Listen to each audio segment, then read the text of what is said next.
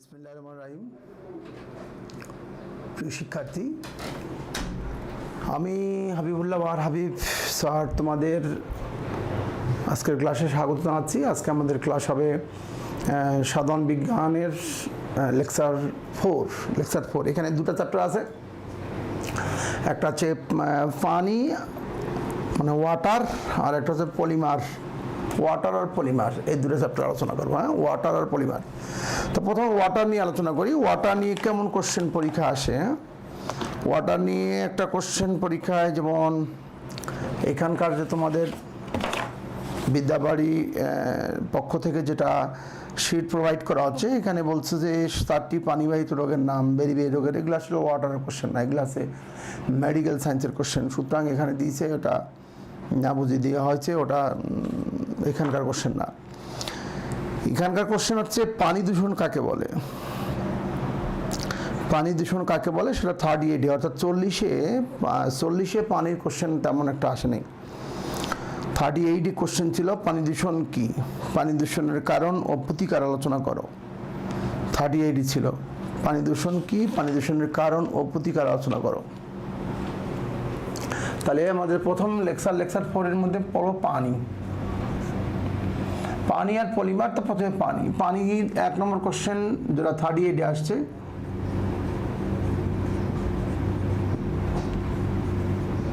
পানি দূষণ কি বা কাকে বলে, পানি দূষণের কারণগুলি কি।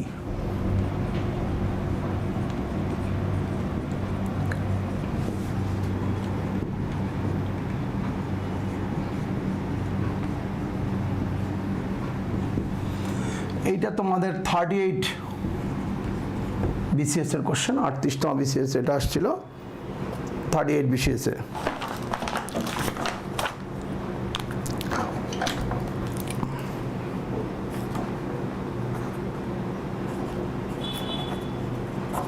ওকে, তো পানি দূষণ কাকে বলে, পানি দূষণের প্রকারভেদ, এগুলো তো বলার দরকার নেই, এগুলো সবাই তোমরা ভালো করে বোঝো, এগুলা আমাকে বলার মোটেই দরকার নাই।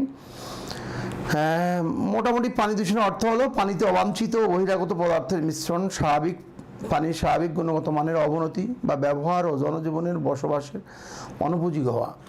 পানির অণুগুলো স্বাভাবিক অবস্থায় বেশ দৃঢ়ভাবে আবদ্ধ থাকলেও খুব সহজেই শূন্যতার সৃষ্টি হয়, ফলে ওই শূন্যস্থানে বহিরাগত পদার্থ এসে অবস্থান নেয়।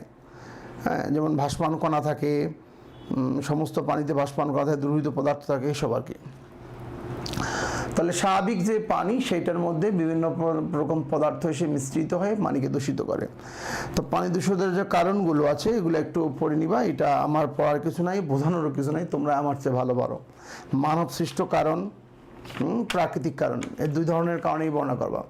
মানব সৃষ্ট কারণ নয় যে মানুষ পুকুর ঘাট নদী নালায় এগুলো গোসল করে, গরু মহিষের গোসল করায়, পচা জিনিস ফেলে, তারপরে কলেরা আমাশয় জীবাণু পড়ে, কলকারখানার বর্জ্য পড়ে, কৃষি কাজে অতিরিক্ত কীটনাশক ব্যবহার করে, এগুলো আবার বৃষ্টির পানি ধুয়ে নদীরা খাল বিলে চলে যায়। অতিরিক্ত সার ব্যবহার করলে সেটাও শেষের সাজে চলে যায়। এইরকম আর কি, এগুলো হচ্ছে মানুষ সৃষ্ট কারণ বা মানব সৃষ্ট কারণ। প্রাকৃতিক কারণ জানো তোমরা, বন্যার ফলে লবণাক্ত পানি মিশে যায়। স্বাদু পানিতে গিয়ে লবণাক্ত পানি বা মিঠা পানিতে লবণাক্ত পানি মিশে যায় এবং দূষিত পানি প্লাবিত করে ফেলে। এছাড়া আর্সেনিক দূষণ, ভূগর্ভস্থ আর্সেনিক ওই যে ইয়ের সাহায্যে উঠে আসে, অর্থাৎ টিউবওয়েলের সাহায্যে, ডিপ টিউবওয়েলের সাহায্যে উঠে আসে, গভীর নলকূপ বা অগভীর নলকূপের সাহায্যে উঠে আসে, এভাবে দূষিত হতে পারে। এতে এগুলো পড়বা। পানি দূষণ রোধ করার পদ্ধতি সমূহ আলোচনা করো, এটাও 38-এর মধ্যেই।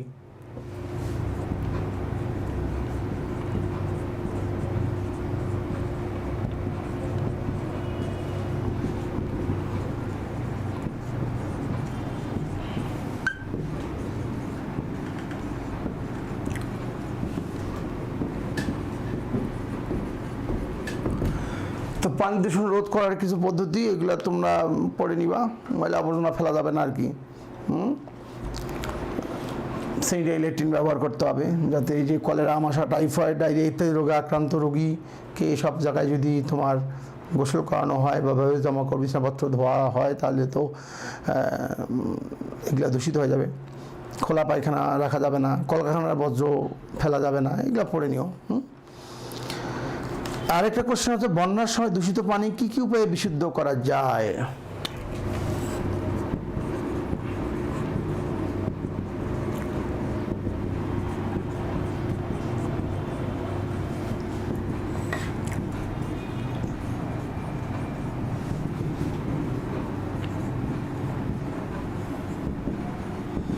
বন্যার সময় বিশুদ্ধ পানি কি কি দূষিত পানি কি কি উপায়ে বিশুদ্ধ করা যায়, এটা একটু পড়ে নিবা।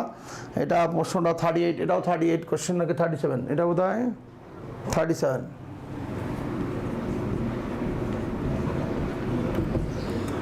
আমি বলেছি আগে বিগত বিশেষ পরীক্ষার প্রশ্নগুলো পড়ে ফেলতে হবে, কারণ এগুলো রিপিট হয় বারবার। হ্যাঁ, তাহলে এক্ষেত্রে আমাদের এই ক্ষেত্রে 37-এর কোশ্চেনটা বন্যার সময় দূষিত পানি কি কি উপায়ে বিশুদ্ধ করা যায়। আচ্ছা, তোমরা জানো যে এগুলো স্ফুটন পদ্ধতি, ক্লোরিনেশন পদ্ধতি, দুটো পদ্ধতি আছে। স্ফুটন পদ্ধতি মানে পানিকে ফুটিয়ে, আর ক্লোরিনেশন পদ্ধতি মানে ওই যে ব্লিচিং পাউডার যোগ করে হয়, ব্লিচিং পাউডার যোগ করে পানি থেকে বিশুদ্ধ করি। তারপরে তোমার ওই যে ফিটকিরি মিশিয়ে বিশুদ্ধ করি, এগুলো পড়ে নিবা। আচ্ছা, তারপরে বাংলাদেশের ট্যানারি শিল্পের বজ্র পানিতে কি প্রভাব ফেলে সংক্ষেপে আলোচনা করে 37-এ। বাংলাদেশের ট্যানারি শিল্পের বজ্র পানিতে কি প্রভাব ফেলে সংক্ষেপে আলোচনা করো। আমরা পানির প্রয়োজনীয় প্রশ্নাবলী লিখতেছি।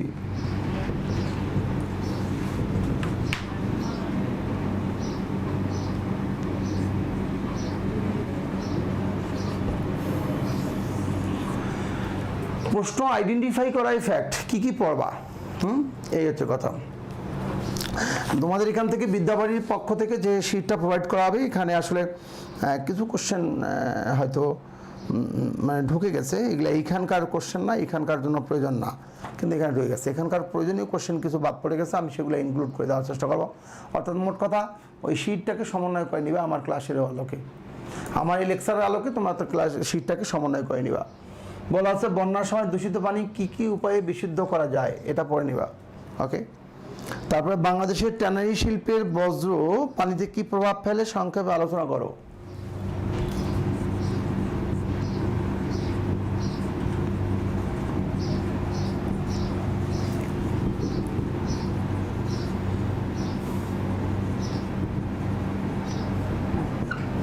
বাংলাদেশের ট্যানারি শিল্পের বজ্র পানিতে কি প্রভাব ফেলে।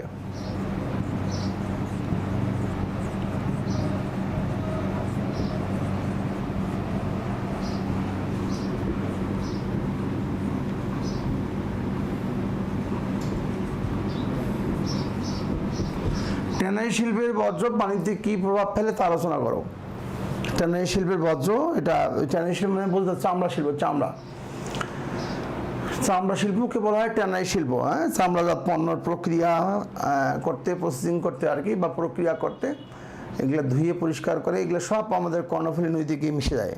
হ্যাঁ, তো এটার সালফার ডাইঅক্সাইড লাগে, বিভিন্ন কেমিক্যাল দিয়ে এটাকে প্রসেসিং করা হয়। এই কেমিক্যালের ফলে, ব্যবহারের ফলে এগুলো পানিকে দূষিত করে। সুতরাং এটা ডিটেলস পড়ে নিবা, এটা তোমরা নিজে পড়লেই পারবা, তোমাদের যে গাইড বই, নোট বই যেখানে খুশি পাবা পড়বা। আচ্ছা, এরপরে এটাও 37-এর কোশ্চেন ছিল।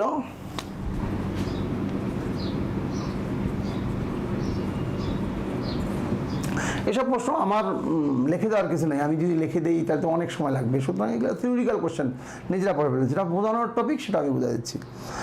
তো এরপরে পরের কোশ্চেনটা হচ্ছে, এটা গেল নাম্বার 5 বলা হচ্ছে যে স্বাভাবিক সমতলে স্বাভাবিক বায়ুচাপে পানির স্ফুটনাঙ্ক কত ফারেনহাইট।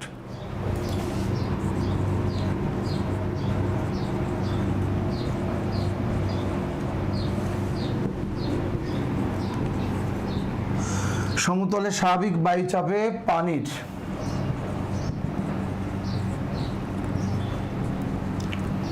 স্ফুটনাঙ্ক কত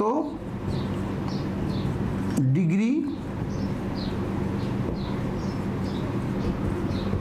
ফারেনহাইট। পাহাড়ের চূড়ায় পানির স্ফুটনাঙ্ক পাহাড়ের পাদদেশ অপেক্ষা কম কেন?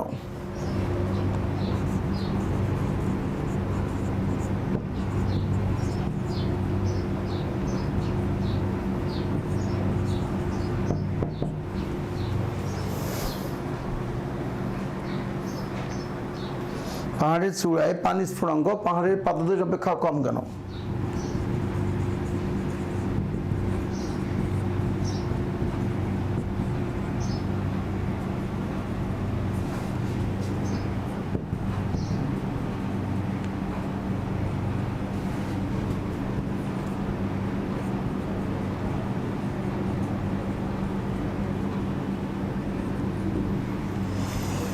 হ্যাঁ, তা পানির স্ফুটনাঙ্ক পাহাড়ের পাদদেশ অপেক্ষা কম কেন এটা কথা বলা হচ্ছে। আচ্ছা, তোমরা জানো যে নর্মালি পানির স্ফুটনাঙ্ক হচ্ছে 100 ডিগ্রি সেলসিয়াস। তো 100 ডিগ্রি সেলসিয়াস এটা নর্মালি, এটাকে মানে সেলসিয়াস, এটাকে যদি তুমি ফারেনহাইটে করো তাহলে পরিবর্তনটা কি? তোমরা জানো যে সমতলে পানির স্ফুটনাঙ্ক কত, এই যে সমতলে স্বাভাবিক পানির স্ফুটনাঙ্ক কত ডিগ্রি ফারেনহাইট আমরা জানি। এটা লাগবে যে আমরা জানি, এর উত্তরটা বলি দিই একটু।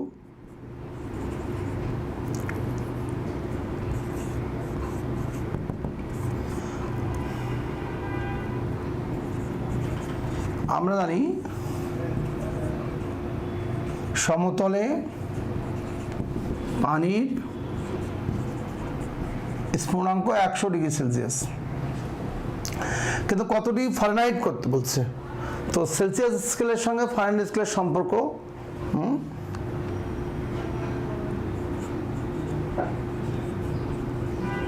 সেলসিয়াস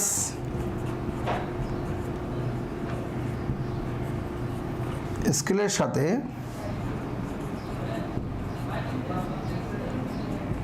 ফারেনহাইট স্কেলের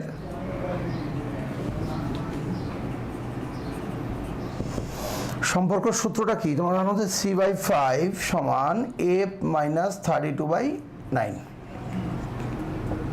এখানে মান বসাবা, C এর মান তো 100, আর এটা কত 5, আর F এর মান বের করবো -32/9। এটাকে ক্যালকুলেশন করলে পাবা কত? 5 এর কাটাকাটি করলে 5 × 20 100, তাহলে 180, 9 × 20, আর F - 32। অতএব AF সমান কি 180 + 32, ওটাই পাশে নিয়ে আসলাম 212 ডিগ্রি ফারেনহাইট। বুঝতে পারছো কিনা? তাহলে স্বাভাবিক তাপমাত্রায় কত? স্বাভাবিক তাপমাত্রা কত? 212 ডিগ্রি ফারেনহাইট। দেখতে পাচ্ছ কি 212 ডিগ্রি ফারেনহাইট দেখতে পাচ্ছ? তো 212 ডিগ্রি ফারেনহাইট। তাহলে এখানে বলতেছে, প্রশ্নটা হচ্ছে, এটা প্রশ্ন ছিল তোমার কোন বিসিএস? এটা হচ্ছে 37 বিসিএস, 37 বিসিএস। এটাও বলতেছে সমতলে স্বাভাবিক বায়ুচাপে পানির স্ফুটনাঙ্ক কত ডিগ্রি ফারেনহাইট? তো আমরা জানি সমতলে পানির স্ফুটনাঙ্ক 100 ডিগ্রি সেলসিয়াস। সেলসিয়াসকে ফারেনহাইট করতে গেলে সূত্রটা কি? C/5 সমান F - 32/9। C/5 সমান F - 32/9।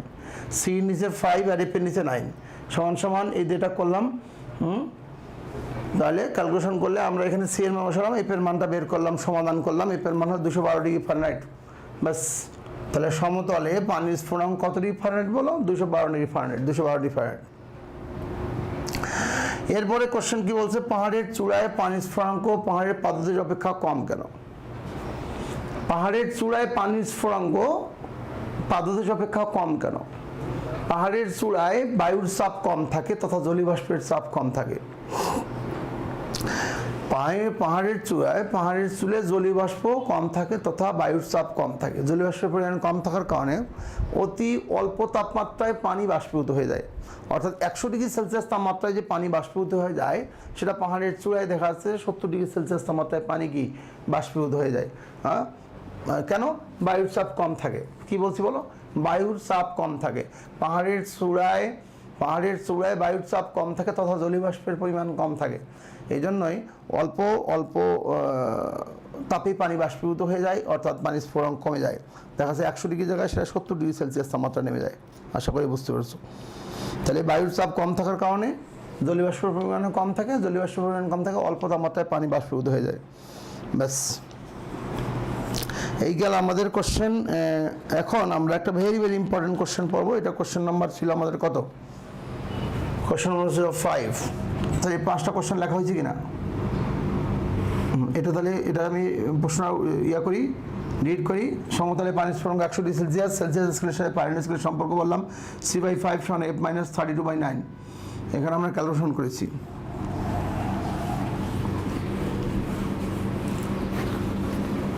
এখানে সি এর মান বসাবো 100 ডিগ্রি, এফ এর মান অটোমেটিক বের হয়ে যাবে। কথা কি ঠিক আছে কিনা? ওকে, ঠিক আছে, থ্যাংক ইউ। তো এবার আমরা নেক্সট 6 নম্বর কোশ্চেন, একটা ভেরি ভেরি ইম্পর্টেন্ট কোশ্চেন। পানির বিওডি, তারপরে টিডিএস, তারপরে কি সিওডি, টিওসি কি? একবারে পানির বিওডি, টিডিএস,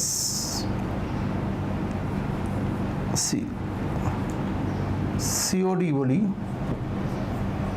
টিডিএস আর টিওসি।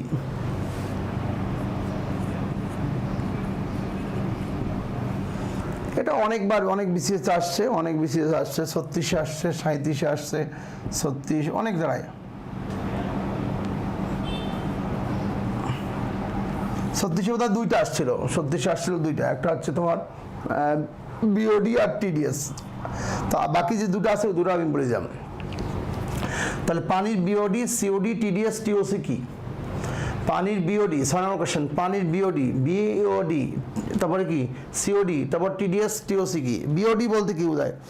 Biological oxygen demand. কি বলছি বলো? Biological oxygen demand.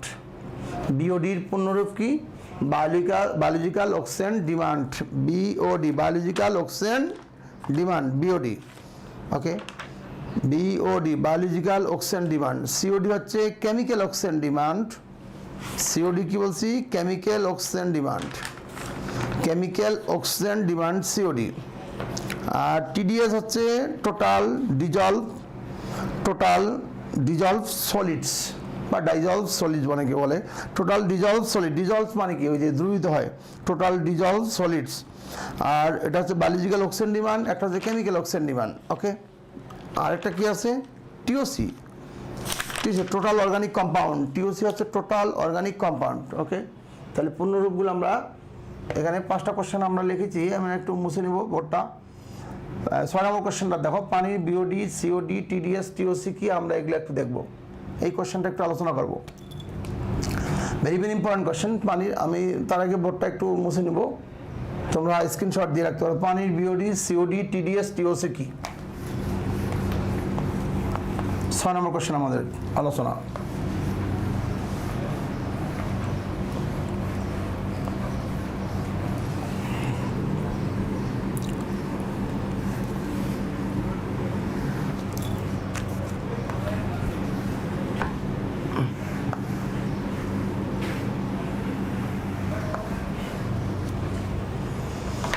আমরা প্রথমে বিওডি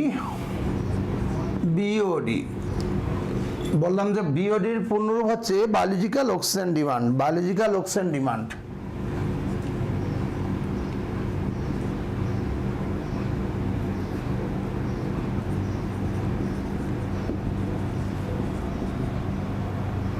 বায়োলজিক্যাল অক্সিজেন বিওডির পূর্ণরূপ কি বলবো? বিওডির পূর্ণরূপ biological oxygen demand. Biological oxygen demand নির্দিষ্ট পরিমাণ পানির নমুনায় থাকা জৈব বস্তুকে 20 ডিগ্রি সেলসিয়াস তাপমাত্রায় 5 দিন ধরে বিজিত করলে যে পরিমাণ অক্সিজেন প্রয়োজন হয় তাকে পানির বিওডি বা বায়োলজিক্যাল অক্সিজেন ডিমান্ড বলে। আবারও বলি, নির্দিষ্ট পরিমাণ পানির নমুনায় থাকা জৈব বস্তুকে 20 ডিগ্রি সেলসিয়াস তাপমাত্রায় 5 দিন ধরে বিয়োজিত করতে যে পরিমাণ অক্সিজেন প্রয়োজন হয়, কি বলছি? 20 ডিগ্রি সেলসিয়াস। আচ্ছা, তোমাদের এখানে শীটের মধ্যেও একটা সংজ্ঞা দেওয়া আছে।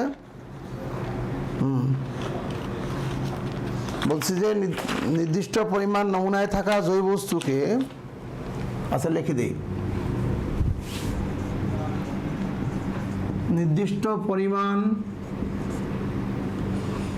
বলা আছে, নির্দিষ্ট পরিমাণ নমুনায় থাকা জৈব বস্তুকে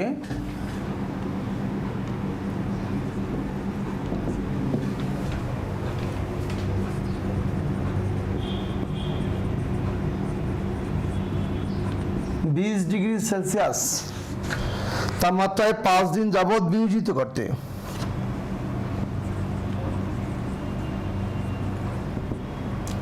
ডিগ্রি সেলসিয়াস তাপমাত্রায় 5 দিন যাবৎ বিয়োজিত করতে যে পরিমাণ অক্সিজেন প্রয়োজন হয় তাকে বিওডি বলে।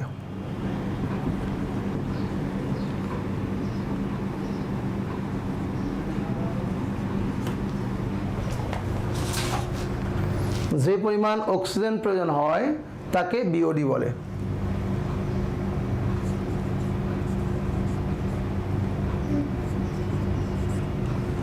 যে পরিমাণ অক্সিজেন প্রয়োজন হয় তাকে বিওডি বলে।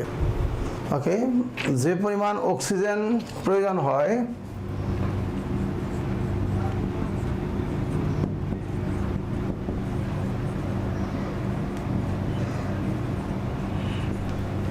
দেখো, বিওডির পুনরূপ কি? Biological oxygen demand. নির্দিষ্ট পরিমাণ নমুনায় থাকা জৈব বস্তুকে 20 ডিগ্রি সেলসিয়াস তাপমাত্রায় 5 দিন যাবৎ বিয়োজিত করতে যে পরিমাণ অক্সিজেন লাগবে। এক্ষেত্রে হাইলাইটেড বিষয় হচ্ছে জৈব বস্তু। এই দেখো, জৈব বস্তুকে মানে জারণ করতে বা বিয়োজিত করতে 20 ডিগ্রি সেলসিয়াস তাপমাত্রায় 5 দিন ধরে বিয়োজিত করতে যে পরিমাণ অক্সিজেন প্রয়োজন হয়। এই যাও, জৈব বস্তুকে বায়োলজিক্যাল মানে এখানে জৈব বস্তু। ওকে, অক্সিজেন ডিমান্ড নির্দিষ্ট পরিমাণ নমুনায় থাকা জৈব বস্তুকে 20 ডিগ্রি সেলসিয়াস তাপমাত্রায় 5 দিন ধরে বিয়োজিত করতে যে পরিমাণ অক্সিজেন প্রয়োজন হয় তাকে বিওডি বলে। কথা কি বুঝতে পেরেছো কিনা? আচ্ছা, ঠিক আছে। এখন এটার একটা রেশিও আছে। বিওডির মাত্রা হচ্ছে 1 থেকে 2 মিলিগ্রাম পার লিটার হওয়া অত্যাবশ্যক।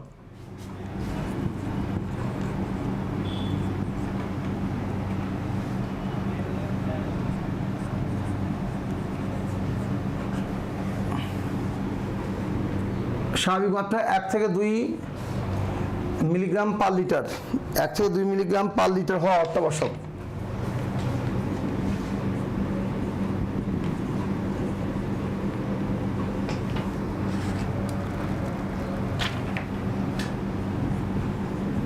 বাস, এবার আমরা টিডিএস বলি, সিওডি বলি। সিওডি সম্পর্কে বলি। এটা বুঝতেই পারছো পুনরূপ কি হওয়া উচিত? Chemical oxygen demand. সিওডিকে আমরা কি বলবো? Chemical oxygen demand. সিওডি কি? Chemical oxygen demand. ওকে, সিওডির পুনরূপ কি?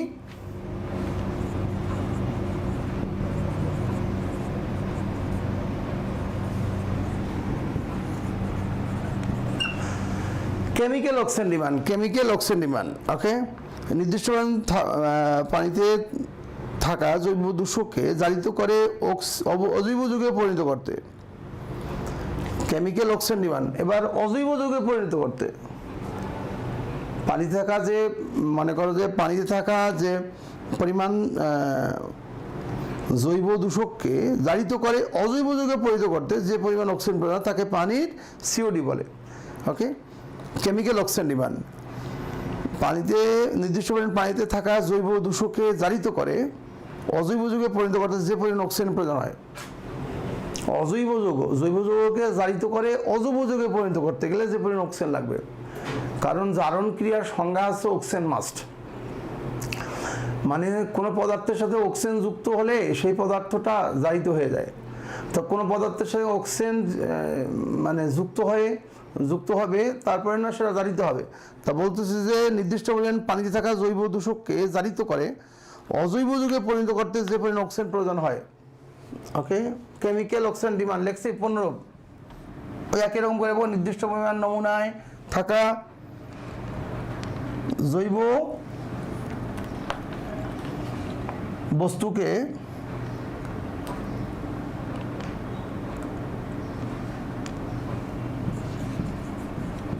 একই রকম করে লিখি। নির্দিষ্ট পরিমাণ নমুনায় থাকা জৈব বস্তুকে জারিত করে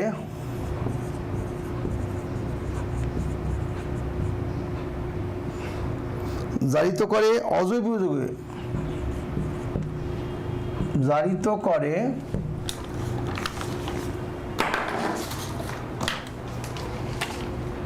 অজৈব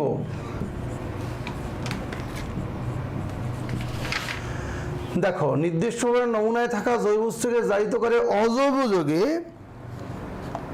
পরিণত করতে যে পরিমাণ অক্সিজেন প্রয়োজন হয়।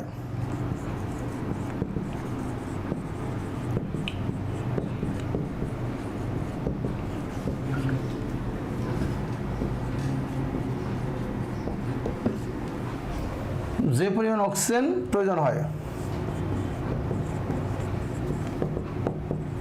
তাকে কি বলবো? সিওডি। এখানে হাইলাইটেড বিষয় আছে জৈব বস্তুকে জারিত করে কি বলবো? অজৈব যৌগে পরিণত করতে। আর এখানে বলছে বিয়োজিত করতে, পচায় ফেলতে, নাই করে ফেলতে। নির্দিষ্ট করে নমুনায় থাকা জৈব বস্তুতে 20 ডিগ্রি সেলসিয়াস তাপমাত্রায় 5 দিন যাবৎ বিয়োজিত করতে যে পরিমাণ অক্সিজেন প্রয়োজন হয়। আর এখানে বলছে জৈব বস্তুকে জারিত করে অজৈব যৌগে, জৈব বস্তুকে জারিত করে অজৈব যৌগে পরিণত করতে যে পরিমাণ অক্সিজেন প্রয়োজন তাকে সিওডি বলে। এটা রেশিওটা হচ্ছে ওর মতো করে, এর মাত্রা হচ্ছে এটা হচ্ছে 4 মিলিগ্রাম পার লিটার।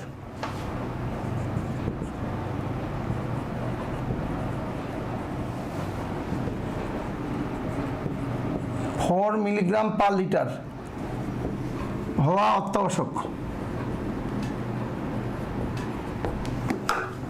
দেখো ভাইয়া কি বলছি, 4 মিলিগ্রাম পার লিটার হওয়া অত্যাবশ্যক। তাহলে এটা হচ্ছে বায়োলজিক্যাল অক্সিজেন ডিমান্ড, এটা হচ্ছে কেমিক্যাল অক্সিজেন ডিমান্ড। এবার আমি কিন্তু একসাথে করে দিচ্ছি, বিওডি গেল, সিওডি গেল, এবার টিডিএস। এই চারটার একটা দুটো আসেই পরীক্ষায়, সুতরাং আমি এই চারটায় মনে রাখলাম, তাহলে হয়ে গেল। এবার কি বলছি বলো, সিওডি গেল, বিওডি গেল, এবার টিডিএস।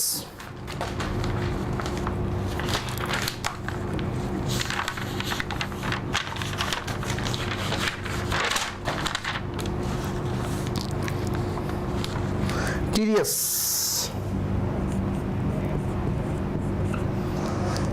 15 হচ্ছে টোটাল ডিজলভ সলিডস।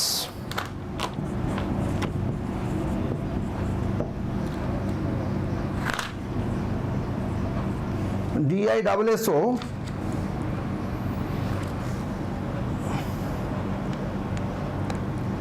LVD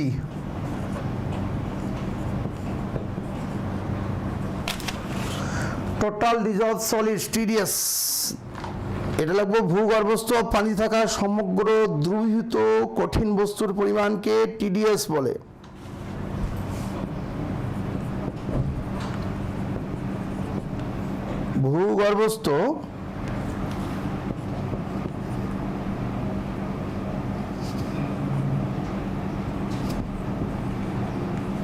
ভূগর্ভস্থ পানিতে থাকা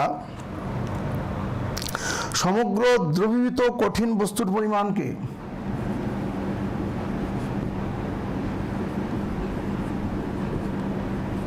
সমগ্র দ্রবীভূত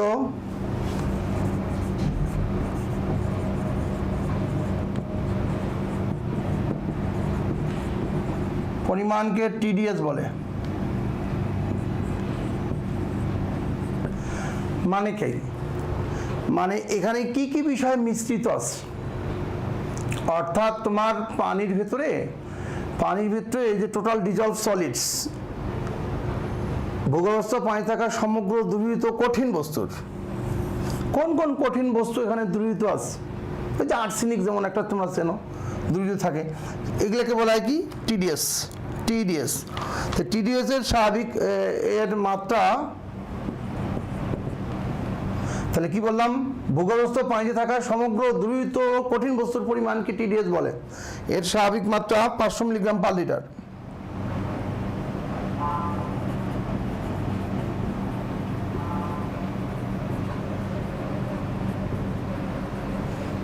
মিলিগ্রাম পার লিটার হওয়া অত্যাবশ্যক।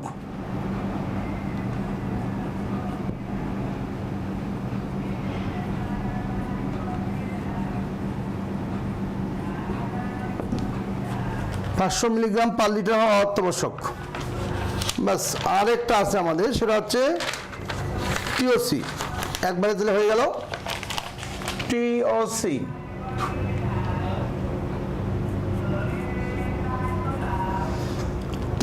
এটা ক্ষেত্রে কি? টোটাল অর্গানিক কম্পাউন্ড বা কার্বন, টোটাল অর্গানিক কার্বন।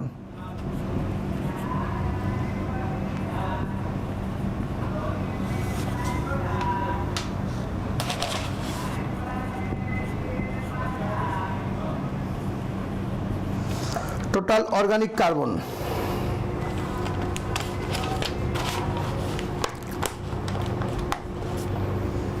তাহলে টিওসির পুনরূপ কি? এই দেখো বিওডি সিওডি টিডিএস। আর একটা কি বলো? টিওসির পুনরূপ কি? Total organic carbon. ব্যাস, এটা একটু বড় করে লিখতে হবে। পানি দূষণের সূচক মধ্যে জৈব কার্বন নির্ণয়, টোটাল অর্গানিক কার্বন মানে কি? জৈব কার্বন নির্ণয় প্রক্রিয়াটি যান্ত্রিক পদ্ধতিতে সম্পন্ন করা হয়।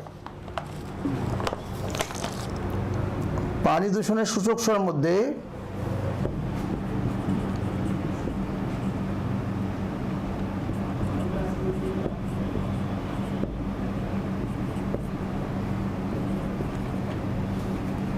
সূচক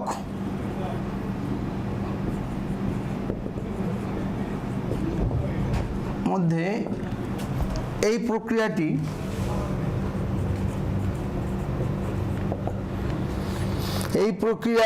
যান্ত্রিক পদ্ধতিতে সম্পন্ন করা হয়।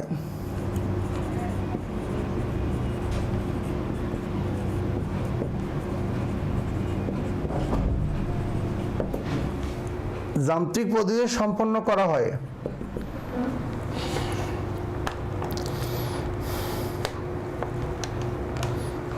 এটি সম্পন্ন করা হয়। এই কারণে টিওসি নয় বিওডি ও সিওডির চেয়ে উৎকৃষ্টতর। এই কারণে টিওসি নির্ণয় বিওডি ও সিওডির থেকে উৎকৃষ্টতর। দেখো ভাই, আমি বলতেছি কি, একটু খেয়াল করো। আমি বলছি টিওসি টোটাল অর্গানিক কার্বন পানি দূষণের সূচক সময়ের মধ্যে এই প্রক্রিয়া যান্ত্রিক পদ্ধতি সম্পন্ন করা হয়। এটা কি বলছি? বলছি টোটাল অর্গানিক কার্বন পানি দূষণের সূচক সময়ের মধ্যে এই প্রক্রিয়া যান্ত্রিক পদ্ধতি সম্পন্ন করা হয়। এই কারণে টিওসি নয় বিওডি ও সিওডির চেয়ে উৎকৃষ্টতর। আচ্ছা, এটা কিভাবে হয় সেটা একটু ডিটেলস বলি। এটি টিওসি নয়টা কি বিওডি কি বলে? বিওডি ও সিওডি এর চেয়ে কি উৎকৃষ্টতর? বিওডি ও সিওডি এর চেয়ে উৎকৃষ্টতর। ওকে, আচ্ছা একটু লিখি। এই পদ্ধতিতে জলীয় নমুনাকে বা 5 থেকে 10 মিলিলিটার জলীয় নমুনাকে একটি দহন দলে অনুঘটকের উপস্থিতিতে 900 ডিগ্রি সেলসিয়াস তাপমাত্রায় দহন করা হয়। এই পদ্ধতিতে একটু লিখি, আমি লিখে দেবো।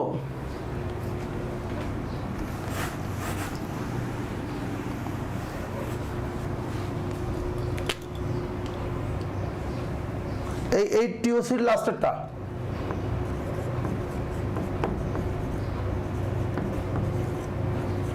এই পদ্ধতিতে 5 থেকে 10 মিলিলিটার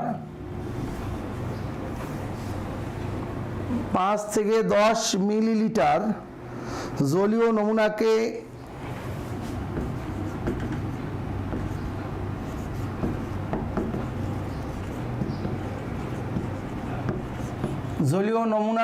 একটি এই পদ্ধতিতে 5 থেকে 10 মিলিলিটার এমএলতে মিলিলিটার জলীয় নমুনাকে একটি দহন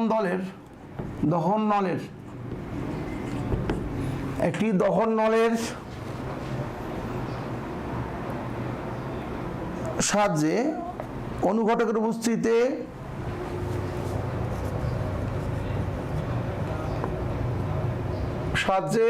অনুঘটক মানে কি? প্রভাবক। অনুঘটকের উপস্থিতিতে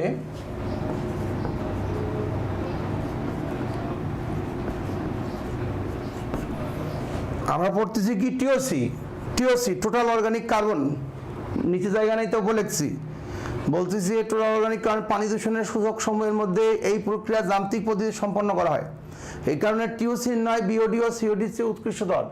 এই পদ্ধতিতে 5 থেকে 10 মিলিলিটার জলীয় নমুনাকে একটি দহন দলের সাহায্যে অনুঘটকের উপস্থিতিতে 900 ডিগ্রি সেলসিয়াস তাপমাত্রায় দহন করা হয়।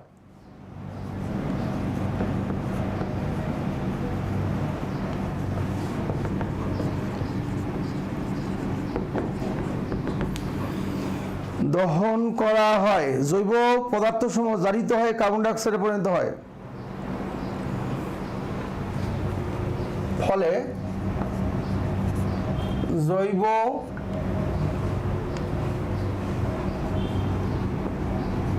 পদার্থসমূহ জারিত হয়ে কার্বন ডাই অক্সাইডে, এটা 900 কিন্তু,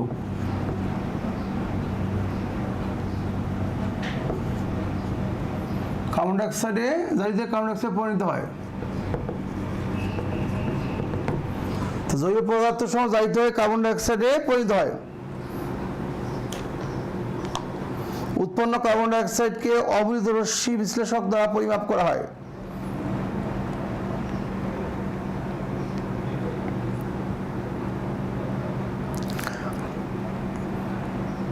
বিকল্প পদ্ধতি জৈব কার্বনকে নিকেল অনুঘটকের উপস্থিতিতে, আচ্ছা দেখো এখানে আমি একটা জিনিস তোমাদেরকে দেখাই, সেটা হচ্ছে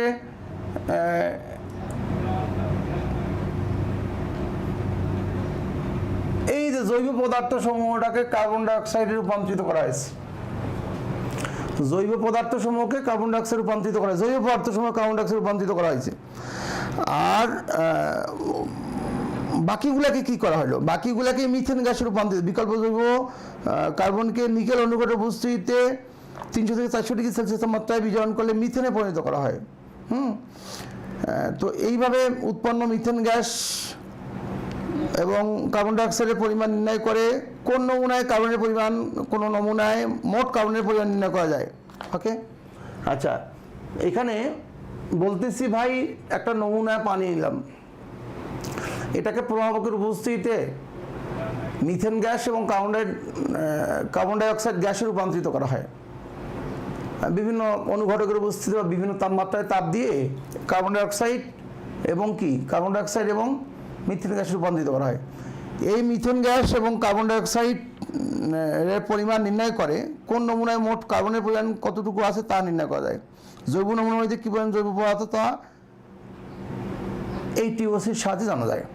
বোঝানোর ব্যাপারটা আবার বলি, পানির মধ্যে কতটুকু কার্বন ডাই অক্সাইড আছে এবং মানে কতটুকু কার্বন ডাই অক্সাইড উৎপন্ন করা যাচ্ছে এবং কতটুকু মিথেন গ্যাস উৎপন্ন করা যাচ্ছে, এই মিথেন গ্যাস এবং কার্বন ডাই অক্সাইডের যে অনুপাতটা এইটা পরীক্ষা করে কার্বনের পরিমাণটা নির্ণয় করা যায়। আমরা একটা ডিটেলস লিখে দিই তাহলে আরও ভালো হবে। এই মধ্যে 5 থেকে 10 মিলিলিটার জলীয় নমুনাকে একটি দহন দলের সাহায্যে অনুঘটকের উপস্থিতি 900 ডিগ্রি সেলসিয়াস তাপমাত্রায় দহন করা হয়, ফলে জৈব পদার্থ সমূহ জারিত হয়ে কার্বন ডাই অক্সাইডে পরিণত হয়। আচ্ছা বিওডিটা মুছে দেই, বায়োলজিক্যাল অক্সিজেন ডিমান্ড এটা তো মুছে দেই, না এটা পুরো লিখতে পারবো না। এই চারটা একটু লিখে দিচ্ছি কারণ এই চারটা তোমাদের প্যাস হয়ে যায়। আচ্ছা কার্বন ডাই অক্সাইডে পরিণত হয়ে যায়। বিকল্প পদ্ধতিতে জৈব কার্বনকে নিকেল অনুঘটকের উপস্থিতিতে, আরেকটা পদ্ধতি বলি বিকল্প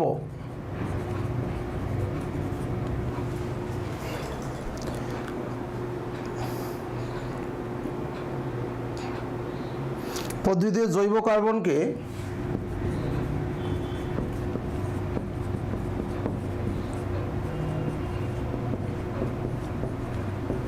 নিকেল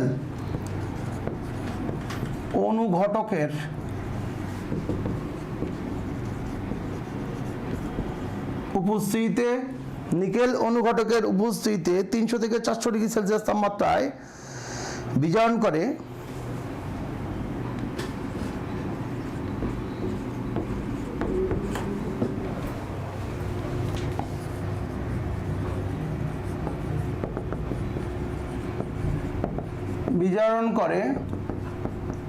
মিথেন, CH4 মিথেন গ্যাসে পরিণত করা হয়।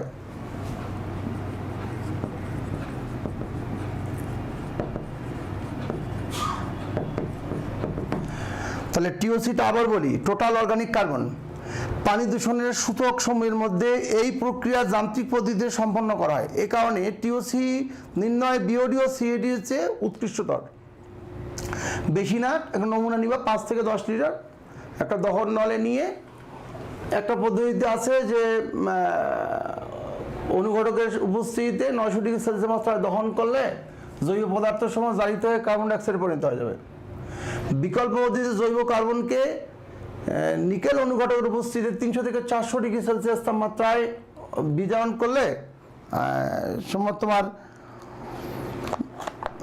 কি বলে মিথেন গ্যাসে রূপান্তরিত হয়ে যাবে, মিথেন গ্যাসে পরিণত হয়ে যাবে। ওকে, সুতরাং যান্ত্রিক পদ্ধতিতে কার্বন ডাইঅক্সাইড ও মিথেনের পরিমাণ নির্ণয় করে কোন নমুনায় মোট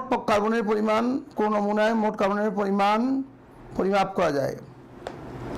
জৈব নমুনা পানিতে কি পরিমাণ জৈব পদার্থ তা টিওসি দ্বারা নির্ণয় করা যায়। কি বলবো, সুতরাং যান্ত্রিক পদ্ধতিতে কার্বন ডাইঅক্সাইড ও মিথেনের পরিমাণ নির্ণয় করে। আরেকটা তাহলে সিওডিটা মুছে দেই।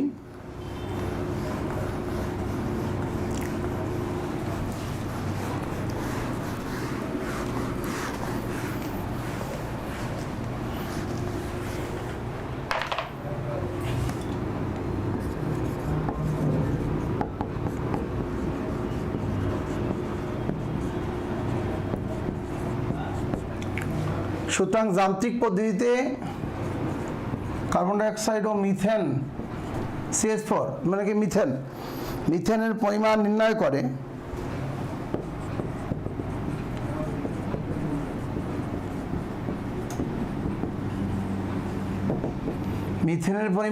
করে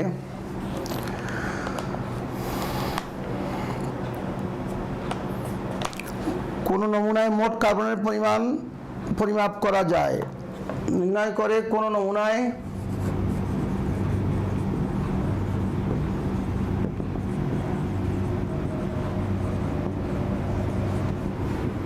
কার্বনের পরিমাণ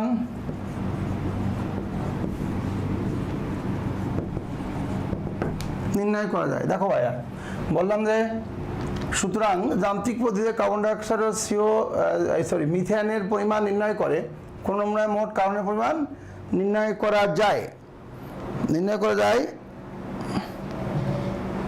ওকে, জৈব নমুনা পানিতে কি পরিমাণ জৈব পদার্থ আছে তা টিওসি দ্বারা নির্ণয় করা যায়।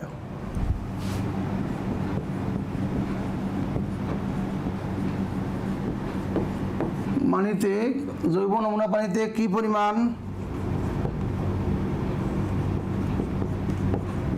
জৈব পদার্থ আছে তা টিওসি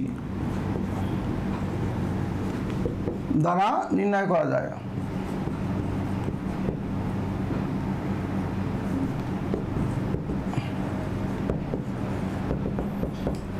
বাস, আমি তোমাদেরকে বলছি ভাই মোট পদ্ধতি বলছি চারটা। একটা হচ্ছে তোমার বিওডি, একটা সিওডি, একটা টিডিএস, একটা হচ্ছে টিওসি।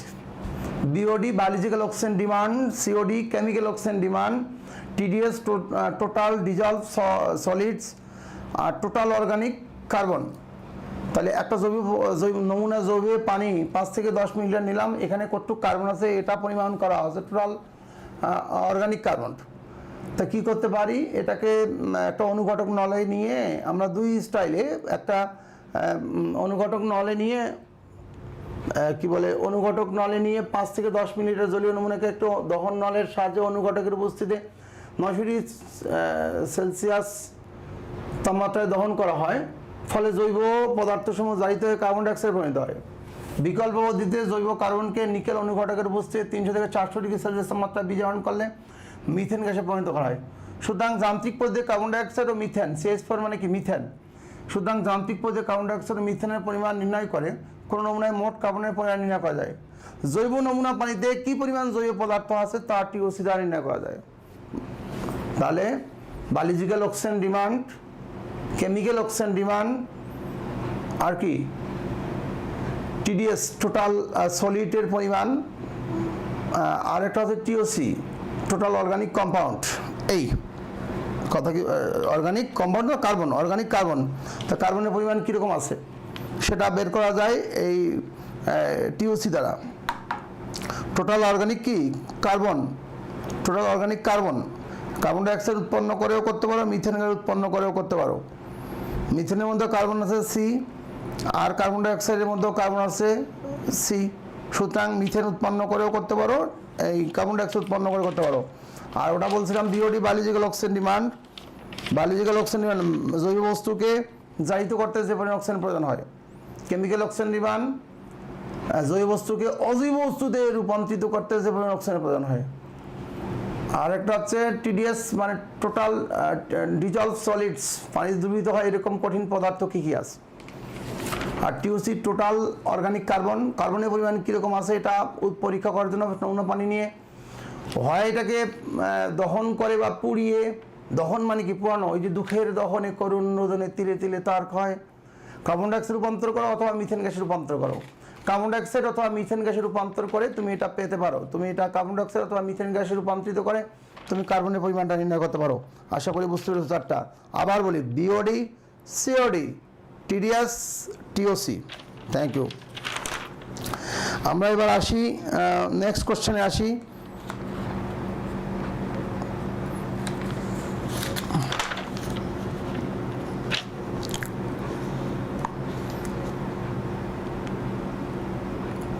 তোমাদের শীটের মধ্যে যে কোশ্চেনগুলো আছে সেগুলো তো পড়তেই হবে, সেগুলো পড়তে হবে। তোমাদের শীটের বাইরে আমি দু একটা কোশ্চেন আরেকটু বলবো, সেটা হচ্ছে পানি অ্যাসিড ও ক্ষার উভয় হিসেবে কাজ করে। পানি অ্যাসিড ও ক্ষার উভয় হিসেবে কাজ করে ব্যাখ্যা করো। হ্যাঁ, তোমাদের শীট যেটা, এই শীটটা প্রোভাইড করা হবে তোমাদেরকে। এই শীটের মধ্যে যে সমস্ত কোশ্চেন আছে এগুলো তো তোমরা নিজেরাই পড়বাই, এগুলা নিয়ে আমার খুব বেশি ইয়া নেই। এগুলো তোমার রিডিং পড়লেই পারবা। এই শীটের মধ্যে নাই এমন ইম্পর্টেন্ট কোশ্চেন যেগুলো, সেগুলো আমি আলোচনা করতেছি, অথবা শীটে আছে সেগুলাও তো আলোচনা করতেছি। আচ্ছা, তা ঠিক আছে, আমরা আরেকটা কোশ্চেন দেখি পানি নিয়ে। বলা হচ্ছে পানি অ্যাসিড ও ক্ষার উভয় হিসেবে কাজ করে ব্যাখ্যা করো। আমাদের কোশ্চেন নাম্বার তাহলে কত হবে? 7। ভাই এগুলো মুছে ফেলবো। টিডিএস, টিওসি, বিওডি, সিওডি আগে মুছে ফেলছি।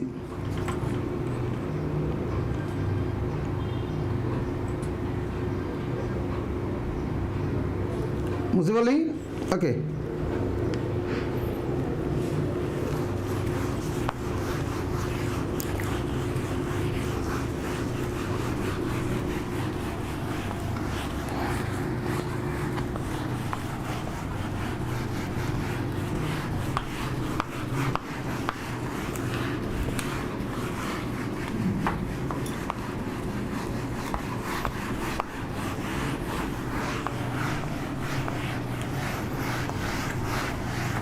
বিওডি, সিওডি, টিডিএস, টিওসি, চারটা নিয়ে ডিটেলস আলোচনা হয়েছে। জৈব বস্তুকে জারিত করতে যে পরিমাণ অক্সিজেন প্রয়োজন হয় তার নাম বিওডি। জৈবকে অজৈবতে পরিণত করতে যে পরিমাণ অক্সিজেন প্রয়োজন তার নাম সিওডি। আর টোটাল কঠিন পদার্থের পরিমাণ কতটুকু আছে পানির মধ্যে সেটা আসছে কি বলো? টিডিএস। পানিকে পোড়ায়া কার্বন ডাইঅক্সাইড এবং মিথেন গ্যাস বানাইয়া দেখবে যে কার্বনের পরিমাণ কতটুকু আছে, এটাকে বলে টিওসি, টোটাল অর্গানিক কার্বন। এই তো বিওডি, সিওডি, টিডিএস, টিওসি। আমরা এবার পড়ব একটা ইম্পর্টেন্ট প্রশ্ন, সেটা হচ্ছে পানি অ্যাসিড ও ক্ষার উভয় হিসেবে কাজ করে ব্যাখ্যা করো। Question number 7।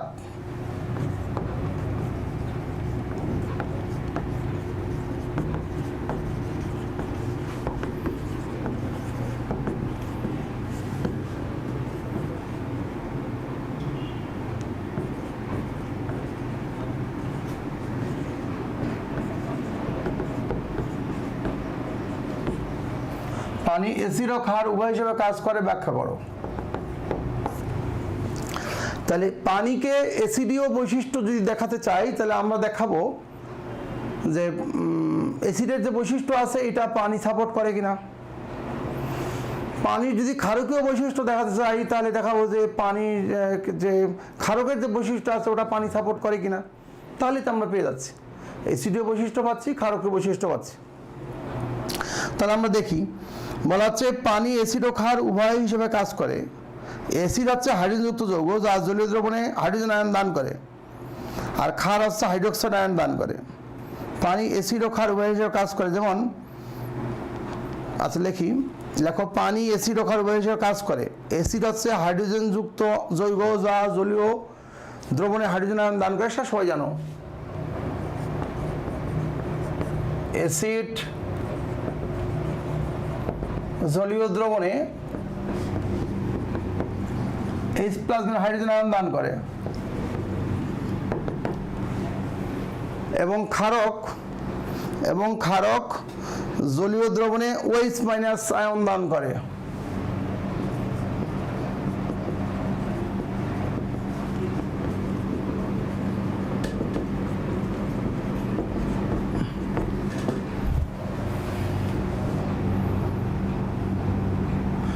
অ্যাসিড জলীয় দ্রবণে H+ আয়ন দান করে এবং ক্ষারক জলীয় দ্রবণে OH- আয়ন দান করে। এটা হচ্ছে নর্মালি অ্যাসিড আর ক্ষারকের একটা স্বাভাবিক বৈশিষ্ট্য। তো পানি অ্যাসিড ও ক্ষার উভয় হিসেবে কাজ করে। যেমন দেখি অ্যাসিডের সাথে পানির বিক্রিয়া দেখি, HCl আর H2O।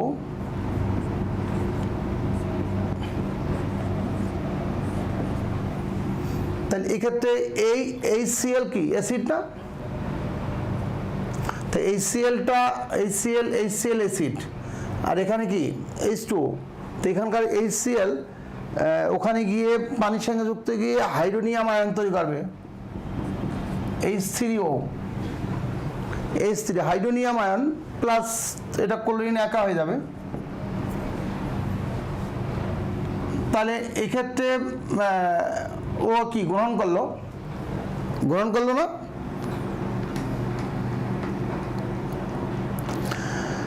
এখানে কি গ্রহণ করলো কি না? গ্রহণ করলো, অর্থাৎ আগে ছিল H2O, এখন H3 গ্রহণ করলো। তা গ্রহণ করলে আমরা এটাও বলি, আচ্ছা ওইটা তো বলছি, জলীয় দ্রবণে H+ আয়ন দান করে, আচ্ছা ওটাও বলি। অ্যাসিড হচ্ছে ত্যাগ করে, অ্যাসিড কি ত্যাগ করে, আর পানি কি করে, সরি ক্ষারক কি করে, গ্রহণ করে কি প্রোটনের সংজ্ঞা। আচ্ছা এই বিক্রিয়ায় পানি HCl হতে প্রোটন গ্রহণ করে, H3 হতে পানি ক্ষারকের আচরণ করেছে, এটাই লিখি আগে। উপরোক্ত বিক্রিয়ায় পানি HCl হতে প্রোটন মানে কি H+ গ্রহণ করে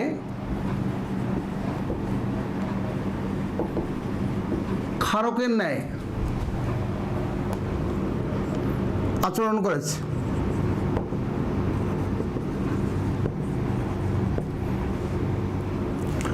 দেখো উপরোক্ত বিক্রিয়ায় পানি H3 হয়ে গেল, H2 থেকে H3 প্রোটন গ্রহণ করে ক্ষারকের ন্যায় আচরণ করেছে, কিনা? বাস।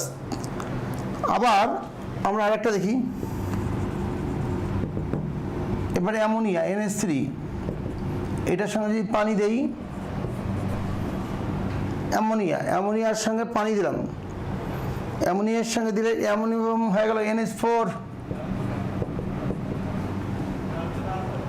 আর এখানে OH আলাদা হয়ে গেল। তো দেখো উপরোক্ত বিক্রিয়ায় পানি অ্যামোনিয়াকে প্রোটন দান করেছে, H+ দান করেছে না? দান করেছে। তাহলে লিখতে পারি, দেখো এখানে ছিল NH3, এখানে NH4 হয়ে গেছে। তো এখানে বলি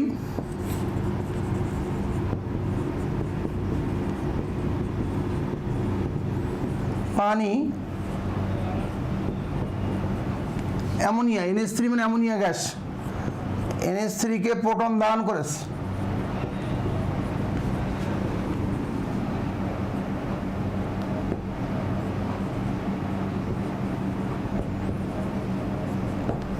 তাই পানি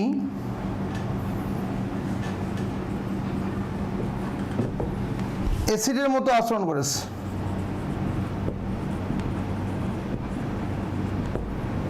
আচ্ছা এখানে আমরা এখানেও লিখি, এখানে দান করে। এছাড়া প্রোটন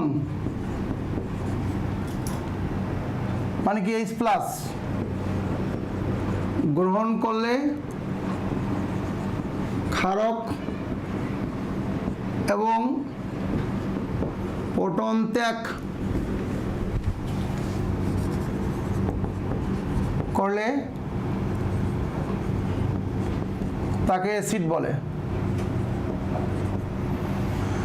দুইটা সংজ্ঞা এখানে অ্যাসিডের দেওয়া আছে। অ্যাসিড জলীয় দ্রবণে H+ আয়ন দান করে এবং ক্ষারক জলীয় দ্রবণে OH- আয়ন দান করে। এছাড়াও প্রোটন H+ গ্রহণ করলে ক্ষারক এবং প্রোটন ত্যাগ করলে অ্যাসিড বলে।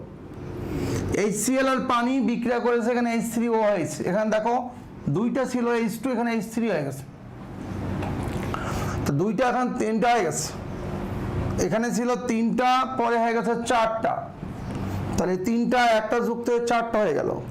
তো এইখানে পানি HCl থেকে প্রোটন গ্রহণ করে ক্ষারকের ন্যায় আচরণ করেছে, আর এইখানে পানি অ্যামোনিয়াকে প্রোটন দান করেছে, তাই পানি অ্যাসিডের মতো আচরণ করেছে। কার মতো আচরণ করেছে বলে? অ্যাসিডের মতো আচরণ করেছে। কথা কি বুঝতে পেরেছো কিনা? তাহলে সুতরাং আমরা বলতে পারি পানি অ্যাসিড ও ক্ষার উভয় হিসেবে কাজ করে। হ্যাঁ, বলে দিই লাস্ট ভাগ করা। সুতরাং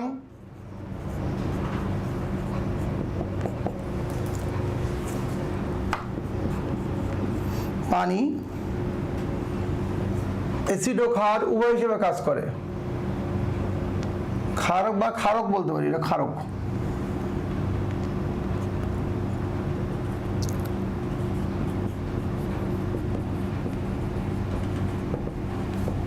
অ্যাসিড ও ক্ষারক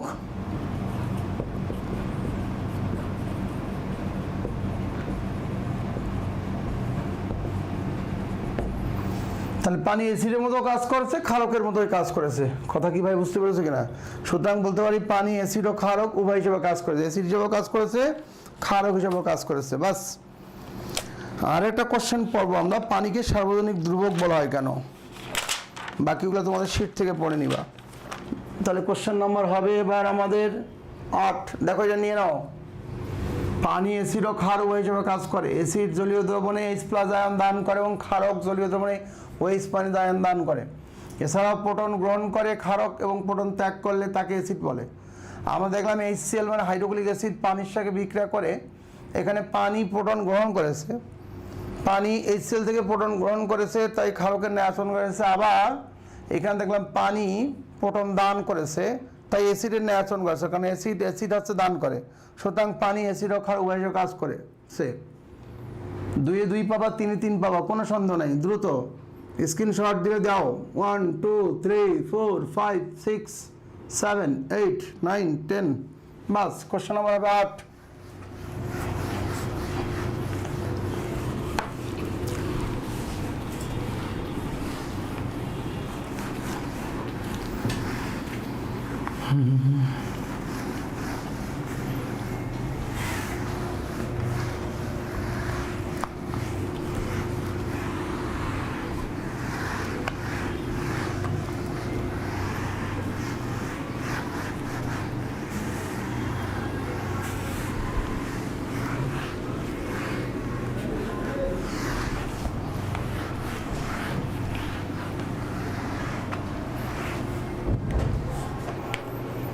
কোশ্চেন নাম্বার 8, পানিকে সার্বজনীন ধ্রুবক বলা হয় কেন? পানিকে সার্বজনীন ধ্রুবক বলা হয় কেন?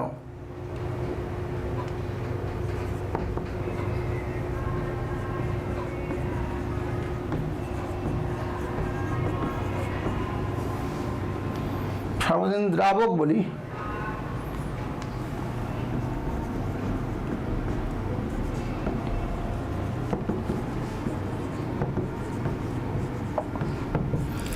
পানিকে সার্বজনীন দ্রাবক বলার কারণ কি? মানে কি, কোনো কিছু মেশাতে পানির চেয়ে ওস্তাদ, বড় ওস্তাদ পৃথিবীতে নাই। কোনো কিছু সবচেয়ে ভালো মেশাতে পারে কোনটা? পানি। পানির চেয়ে ভালো কিছু নাই, সব কিছু মেশায়। যে পদার্থ অন্য পদার্থকে দ্রবীভূত করতে পারে তাকে দ্রাবক বলে। আচ্ছা, পানিকে সার্বজনীন দ্রাবক বলা হয় কেন? যে সমস্ত পদার্থ অন্য পদার্থকে দ্রবীভূত, যে সমস্ত পদার্থ অন্য পদার্থকে দ্রবীভূত করতে পারে তাকে দ্রাবক বলে আমরা জানি। আর কোনো পদার্থ যখন অজৈব জৈব সব প্রকৃতির পদার্থকে দ্রবীভূত করতে পারে তখন তাকে সার্বজনীন দ্রাবক বলে। পানি জৈব এবং অজৈব, পানি জৈব পদার্থ এবং অজৈব পদার্থ দুই ধরনের পদার্থকে দ্রবীভূত করতে পারে, তাই পানিকে বলা হয় সার্বজনীন দ্রাবক। লিখতে পারো, লেখো লেখো। পানি জৈব ও অজৈব, পানি জৈব ও অজৈব উভয় প্রকার পদার্থকে দ্রবীভূত করতে পারে। পানি জৈব ও অজৈব উভয় প্রকার পদার্থকে দ্রবীভূত করতে পারে, তাই পানিকে সার্বজনীন দ্রাবক বলা হয়। পানি জৈব ও অজৈব উভয় প্রকার পদার্থকে দ্রবীভূত করতে পারে, তাই পানিকে সার্বজনীন দ্রাবক বলা হয়। লেখছ? পানি জৈব ও অজৈব উভয় প্রকার পদার্থকে দ্রবীভূত করতে পারে, তাই পানিকে সার্বজনীন দ্রাবক বলা হয়।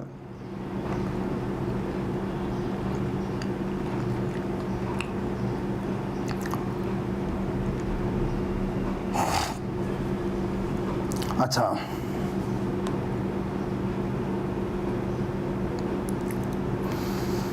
দেখো, কেননা পানির মধ্যে ধনাত্মক ও ঋণাত্মক প্রান্ত তথা পোলারিটি আছে।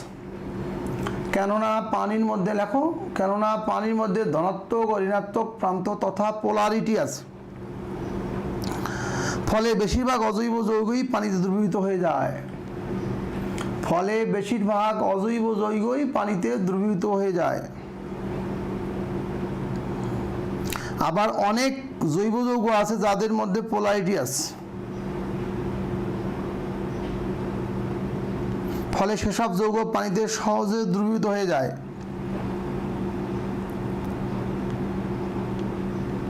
সুতরাং বলা যায় পানি একটি সার্বজনীন দ্রাবক। অজৈব পদার্থ দ্রবীভূত হয়ে যায়, জৈব পদার্থ দ্রবীভূত হয়ে যায়। ব্যাস, তোমাদের শীটের বাইরের কোশ্চেন শেষ। এখন শীটটাকে পড়বা। শীটে কি কি আছে? বিওডি, টিডিএস কি পড়াই দিছি, ফসল উৎপাদনে মৃত্তিকার পিএইচ ও পিএফ এর গুরুত্ব, এটা আলোচনা করেছি আমি আগের ক্লাসেই আমাদের সম্পদের মধ্যে। ডিডিটি মানব শরীরে কি প্রতিক্রিয়া সৃষ্টি করে? ডিডিটি প্যারা ডাইফ্লো ডাইক্লো ট্রাইফেনলিথেন, ডিডিটি এই যে সংকেত আছে তোমাদের, এটা পৃষ্ঠা নম্বর 5-এ। এটা একটা কীটনাশক, জমিতে দেওয়া হয় ডিডিটি জমিতে। এখন ডিডিটি সরকার ব্যান করেছে। গ্রামের মহিলারা ওই যে কিছু হলেই কি বলে বিষ খায় বলতে এরা এগুলা খাইতো, খেয়ে মারা যেত। এই জন্যই ডিডিটি সরকার ব্যান করেছে। এটা খাইলে মানে খাওয়াও শেষ, মরাও শেষ। দূষিত পানি, মানব পানযোগ্য পানির কি বলে বৈশিষ্ট্য, এগুলো নিজে পড়তে হবে। পানি জীবাণুমুক্ত করতে বহুল ব্যবহৃত ক্লোরিন যৌগের নাম লিখো। ব্লিচিং পাউডার সবাই জানি আমরা, কেসিলো ছিল ব্লিচিং পাউডার, কেসিলো ব্লিচিং পাউডার সঙ্গে কেসিলো, মনে রাখার টেকনিক, ও ছিল কেসিলো, ও ছিল কেসিলো, ছিল অর্থাৎ ক্যালসিয়াম ক্লোরাইড হাইপোক্লোরাইড। তোমাদের এখানকার পৃষ্ঠা নাম্বার 4-এ আলোচনা করা আছে। ব্লিচিং পাউডার দিয়ে পানিকে বিশুদ্ধ করা হয়। আধুনিক কৃষিকাজ পদ্ধতিতে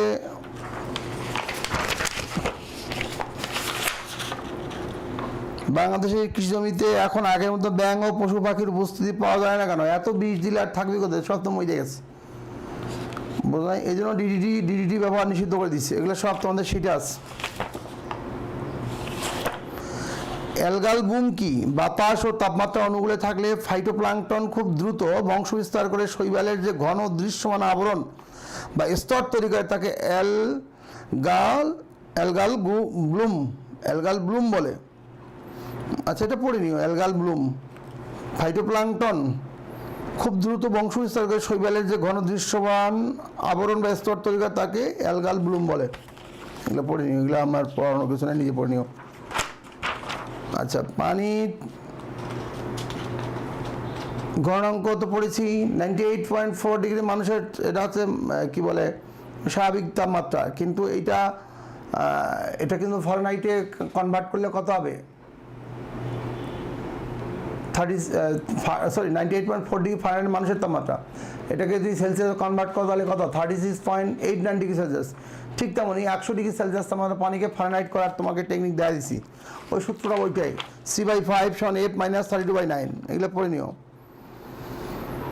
পানির অণুর গঠন বর্ণনা করো। পানির অণু তোমরা দেখতে পাচ্ছ, পানির অণুর গঠন কি? পানি অক্সিজেন একটা এই দুইটা যোজনীয়, এই পাশে একটা হাইড্রোজেন, এই পাশে একটা হাইড্রোজেন, অক্সিজেন 2, এ পানির অণু, অর্থাৎ দুই পাশে দুটো হাইড্রোজেন, মাঝখানে অক্সিজেন। ওকে,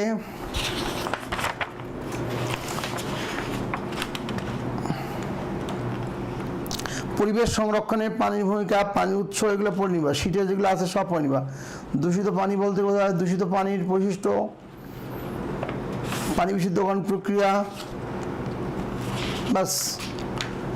অর্থাৎ আমি যে প্রশ্নগুলো দিয়েছি তোমাকে, আমি যে 8টা প্রশ্ন দিয়েছি, আমার 8টা প্রশ্নের বাইরে তোমাদের শীটের প্রশ্নগুলো সব পড়ে ফেলবা। তোমাদের বিদ্যাবাড়ি থেকে যে শীটটা দেওয়া হয়েছে, শীটটা সব প্রশ্নগুলোই পড়ে ফেলবে। আমার 8টার বাইরে এইখানকার প্রশ্নগুলো পড়বে। এবার আমরা নতুন টপিকে চলে আসি, সেটা হচ্ছে পলিমার, নতুন চ্যাপ্টার। পানির গল্প শেষ। আমার 8টার সাথে তোমার বিদ্যাবাড়ির পেজের সরি এখানকার শীট দেওয়া হবে, শীটের প্রশ্নগুলো পড়ে ফেলো। এগুলো থিওরিটিক্যালগুলো আমি বুঝাইনি, আমি বোঝানোরগুলো শুধু বুঝাইছি। এবার হচ্ছে পলিমার। পলিমার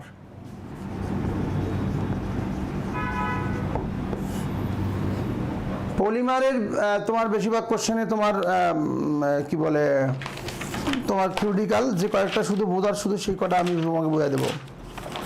তা তোমাদের শীটের বাইরে কী কী পড়তে হবে শুধু সেগুলো আগে আলোচনা করি।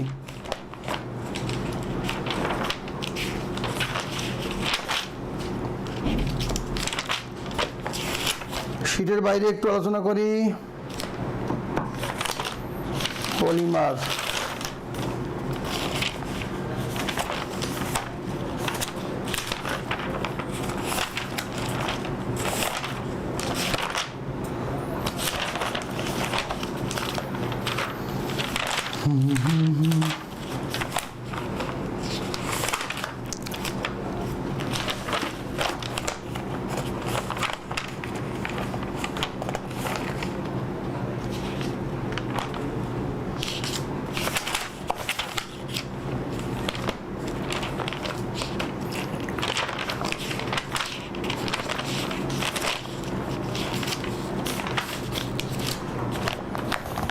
বাস। শীটের বাইরে যে কোশ্চেনটা ইম্পর্টেন্ট 40তম বিসিএস আসছিল এই কোশ্চেনগুলো আগে। টেপনল ও পলিস্টারের সংশ্লেষণ পদ্ধতি বর্ণনা করো। 40তম পরীক্ষা আসছে। পলিমার প্রয়োজনীয় প্রশ্নাবলী।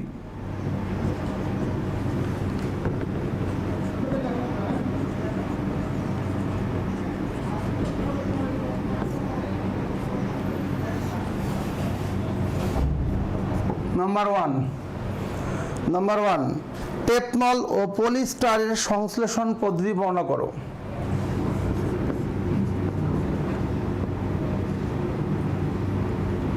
টেপ শব্দটা হচ্ছে টেপনল।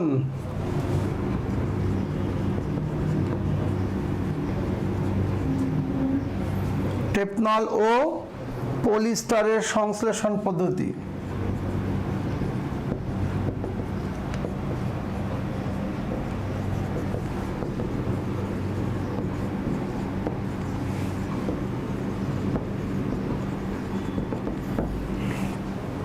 প্রশ্ন হচ্ছে টেপনল ও পলিস্টারের সংশ্লেষণ পদ্ধতি আলোচনা করো।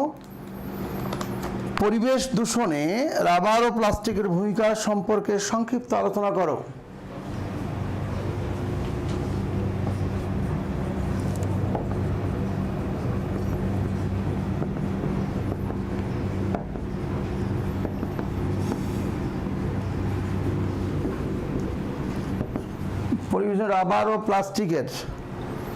পরিবেশে রাবার ও প্লাস্টিকের ভূমিকা সম্পর্কে সংক্ষিপ্ত আলোচনা করো।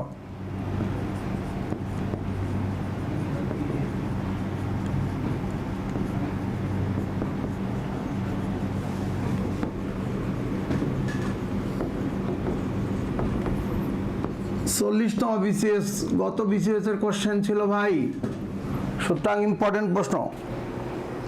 টেপনল ও পলিস্টারের সংশ্লেষণ পদ্ধতি বর্ণনা করো। টেপনল ও পলিস্টার, ওকে, এটা আমরা একটু দেখি। টেপনলটা একটু দেখি, এটা 40তম বিসিএস আসছিল, সুতরাং ইম্পর্টেন্ট কোশ্চেন ভাইয়া, এটা একটু খুব গুরুত্ব দিয়ে পড়তে হবে। হ্যাঁ, দেখি সংশ্লেষণ পদ্ধতিটা। টেট্রাফ্লুরোইথিলিন হতে জুট পলিমারকরণ প্রক্রিয়ায় টেট্রাফ্লুরোইথিলিন হতে, আচ্ছা রিয়াকশনটা আগে লিখি। উত্তর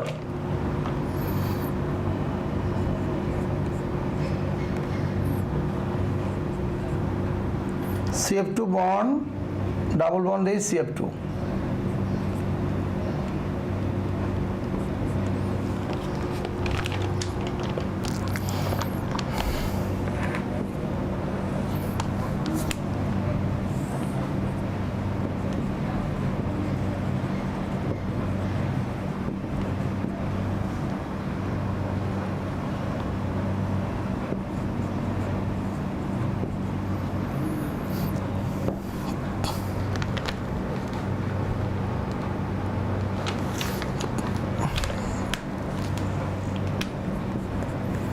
এখানে প্রভাব হিসেবে থাকবে ফেরাস সালফেট হাইড্রোজেন পারঅক্সাইড, এটা হচ্ছে তোমার টেট্রাফ্লোরো, 4টে ফ্লোরো, তাই টেট্রাফ্লোরো ইথিলিন। টেট্রাফ্লোরো ইথিলিন হতে জুট পলিমারকরণ প্রক্রিয়ায় টেপটল বা টেট্রাফ্লোরো ইথিলিন তৈরি করা হয়। ডাবল বন্ড ভেঙে গিয়ে সিঙ্গেল বন্ড হবে, এই আর কি।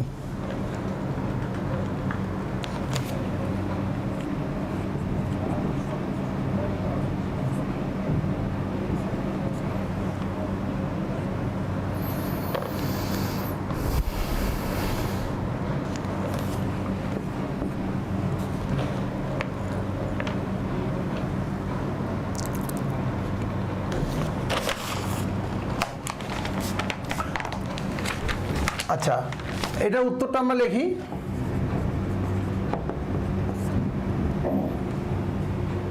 টেপনল ও পলিস্টারের সংশ্লেষণের পদ্ধতি আলোচনা করো। পরিবেশ দূষণে রাবার ও প্লাস্টিকের ভূমিকা সম্পর্কে লেখো। তাহলে টেপনল, আমরা প্রথমে লিখছি কি টেপনল এর সংশ্লেষণ পদ্ধতি, পলিস্টারটা পরে।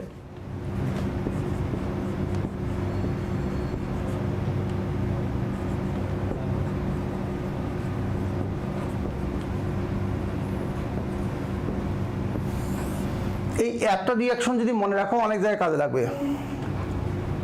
তা টেপনল সংশ্লেষণ পদ্ধতি, এই যে টেপনল, হ্যাঁ, পলিমারকরণ, টেপনল বলা হচ্ছে টেট্রাফ্লোরো ইথিলিন হতে জুট পলিমারকরণ প্রক্রিয়ায়, টেট্রাফ্লোরো ইথিলিন হতে জুট পলিমারকরণ প্রক্রিয়ায় টেপনল বা পলি টেট্রাফ্লোরো ইথিলিন প্রস্তুত করা হয়।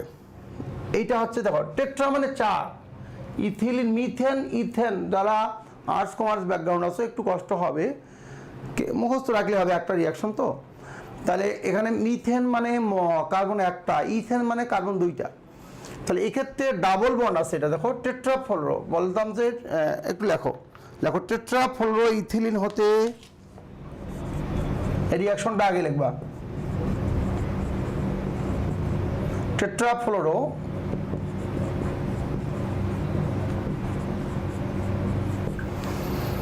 টেট্রাফ্লোরো ইথিলিন হতে জুট পলিমারকরণ প্রক্রিয়ায়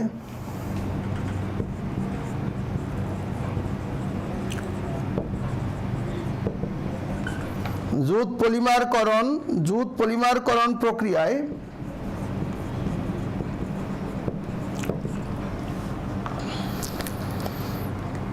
টেপনল বা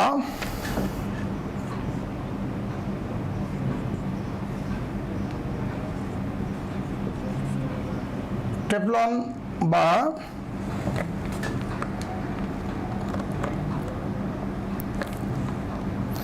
পলি টেট্রাফ্লোরো ইথিলিন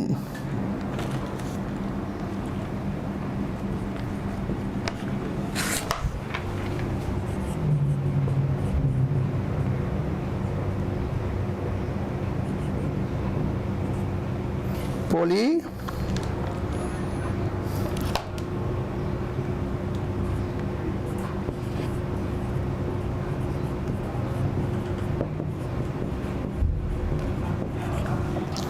টেট্রাফ্লোরো ইথিলিন প্রস্তুত করা হয়।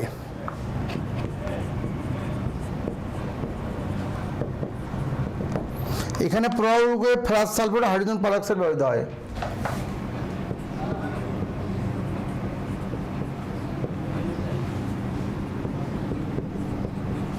এখানে প্রয়োগে ফেরাস সালফেট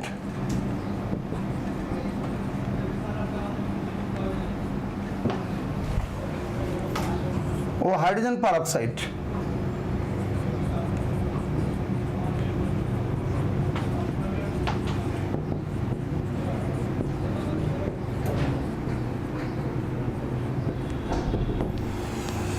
দেখো ভাই, আমরা প্রতিটি টেপনল সংশ্লেষণ পদ্ধতি, এটাকে বলে টেট্রাফ্লোরো ইথিলিন। টেট্রাফ্লোরো ইথিলিন এটা সংকেতের নাম, এটা এন সংখ্যক, এটাকে পলিমারকরণ বিক্রিয়া, পলিমারকরণ, মনোমার মানে এক, পলিমার মানে বহু, এটাকে ডাবল বন্ড ভেঙে এরকম সিঙ্গেল বন্ড করা হয়েছে।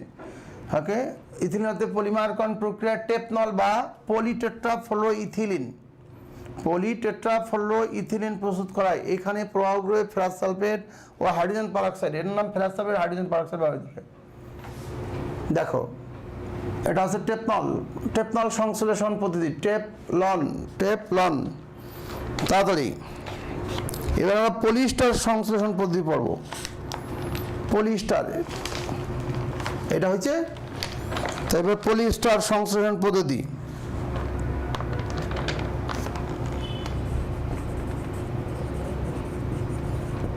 এটা আর্টস কমার্সের ছেলেমেয়েদের জন্য একটু কঠিন প্রশ্নটা, কিন্তু কি করার পরীক্ষা আসছে।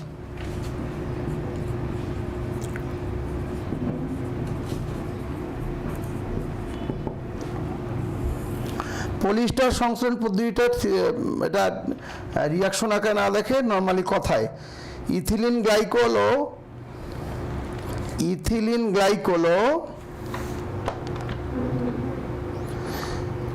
টেরেপথ্যালিক অ্যাসিড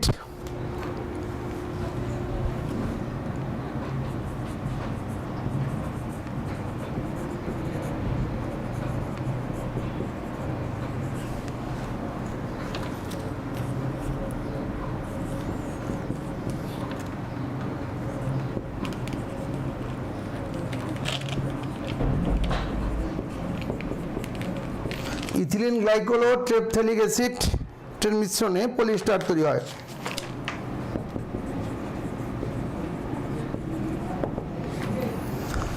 ইথিলিন গ্লাইকোল ও ট্রেপথ্যালিক ট্রেপথ্যালিক অ্যাসিড সমান সমান পলিস্টার। বর্তমানে পলিস্টার খুব জনপ্রিয় একটি নন বায়োডিগ্রেডেবল ফ্যাব্রিক, যা পচন ধরতে 20 থেকে 200 বছর লাগে। বর্তমানে পলিস্টার একটি জনপ্রিয় ফ্যাব্রিক।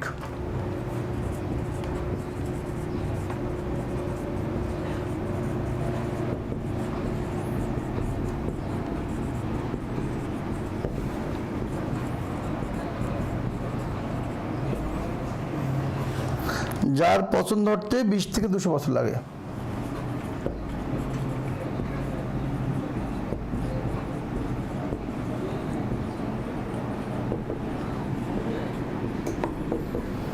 দেখো ভাইয়া, আমরা বলতেছি টেপনল ও পলিস্টারের সংশ্লেষণ পদ্ধতি। টেপনলেরটা রিয়াকশন দিয়েছি, এটা রিয়াকশন দেওয়া হয় নাই, কারণ বড় ইথিলিন গ্লাইকোল আর টেরেপথ্যালিক অ্যাসিড সমান সমান পলিস্টার তৈরি হয়। বর্তমানে পলিস্টারকে জনপ্রিয় ফ্যাব্রিক, যার পছন্দ ধরতে প্রায় কত বছর লাগবে?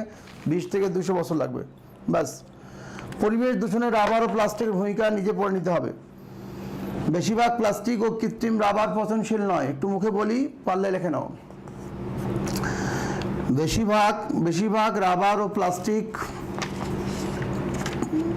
লেখো, বেশিরভাগ রাবার ও প্লাস্টিক পচনশীল নয়। বেশিরভাগ রাবার ও প্লাস্টিক পচনশীল নয়। দ্রুত লেখো। বেশিরভাগ রাবার ও প্লাস্টিক পচনশীল নয়। বেশিরভাগ রাবার ও প্লাস্টিক পচনশীল নয়। দেখছো, বেশিরভাগ রাবার ও প্লাস্টিক কি বলছি?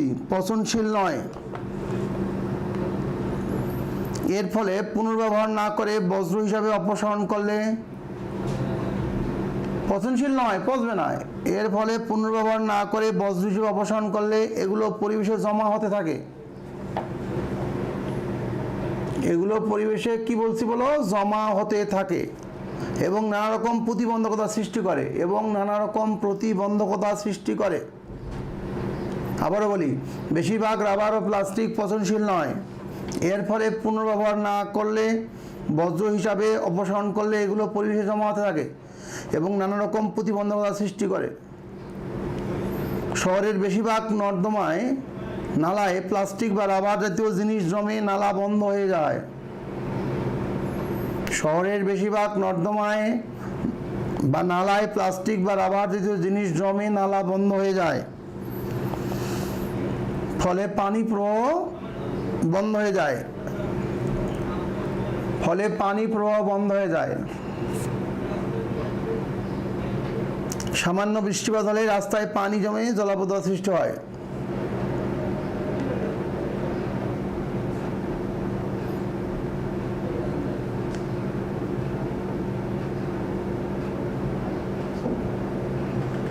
যা পরিবেশের ভারসাম্যহীনতা তৈরি করে।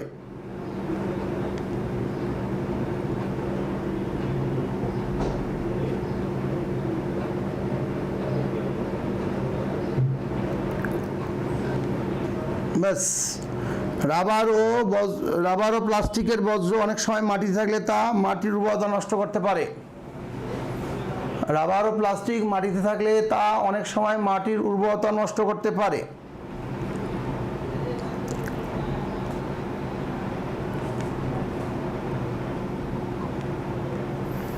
এসব বজ্র অনেক সময় গরু, ছাগল, ভেড়া ইত্যাদি খাবারের সঙ্গে মিশে পাকস্থলীতে যায়। এক পর্যায়ে তো মাংস ও পশুর চর্বিতে জমতে থাকে।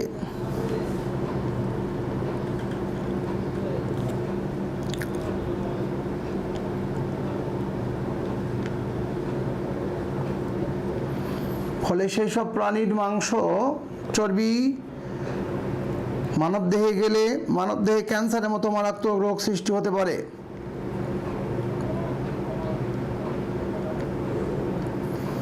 বাস এরকম কিছু লিখবা আর কি। মোট কথা পচে না, যেহেতু এটা যেখানে খুশি সেখানে পড়ে, যেখানে খুশি সেখানেই থেকে যায়। এটা পরিবেশ যদি কোথাও মাটিতে পড়ে দাও ওখানে কোনো ফসল হবে না, নদীতে পড়লে ওখানকার না পচে জমায় থাকবে, খাল বিলে পড়লে জমায় থাকবে, পরে তোমার পানির কি স্বাভাবিক নাব্যতা নদীর নষ্ট হবে, নালার নাব্যতা নষ্ট হবে, পানি উপরের দিকে উঠে আসবে, এই আর কি। এরপরে কোশ্চেন, তাহলে আমার এটা কোশ্চেনটা কি ছিল? Very very important question. টেপনল ও পলিস্টারের সংশ্লেষণ পদ্ধতি আলোচনা করে পরিবেশ দূষণে রাবার ও প্লাস্টিকের ভূমিকা বললাম। এটা হচ্ছে টেট্রাফ্লোইথিলিন। টেট্রা মানে 4, মনো মানে 1, ডাই মানে 2, ট্রাই মানে 3, টেট্রা মানে 4টে ফ্লোরিন, এফতে ফ্লোরিন আর 2টা কার্বন, তাই ইথিলিন। টেট্রাফ্লোইথিলিন হতে জুট পলিমারকরণ প্রক্রিয়ায় টেপনল বা পলি টেট্রাফ্লোইথিলিন প্রস্তুত হয়। এখানে প্রবাহগ্রহে ফেরাস সালফেট এবং হাইড্রোজেন পারঅক্সাইড ব্যবহার করা হয়। পলিস্টার ইথিলিন গ্লাইকোল ও টেরেপথ্যালিক অ্যাসিড, দুটা মিলে পলিস্টার। এটা একটা বর্তমানে জনপ্রিয় ফেব্রিক, যার পচন ধরতে 20 থেকে 200 বছর লাগবে। ভূমিকা পড়ছে। 1 নম্বর কোশ্চেনের গল্প শেষ।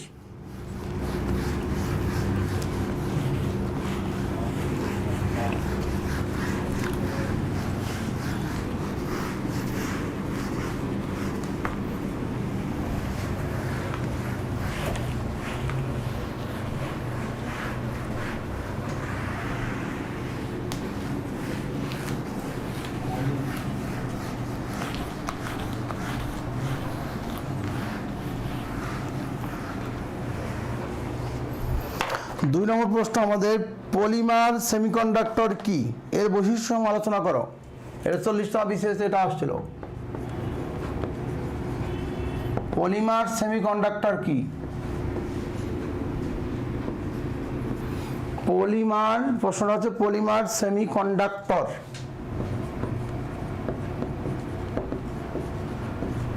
পলিমার সেমিকন্ডাক্টর কি, এর বৈশিষ্ট্য সমূহ আলোচনা করো।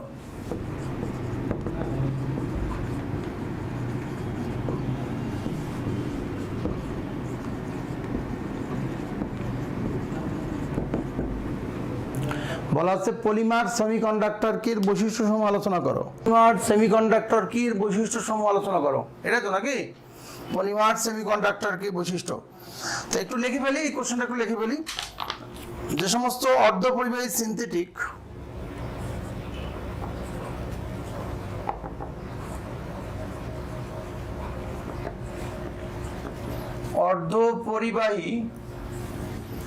সিনথেটিক যে সমস্ত অর্ধপরিবাহী সিনথেটিক পলিমার দ্বারা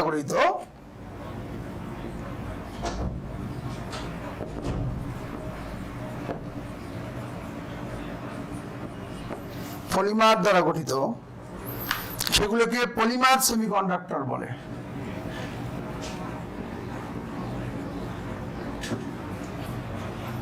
যে সমস্ত অর্ধপরিবাহী সিনথেটিক পলিমার দ্বারা গঠিত সেগুলোকে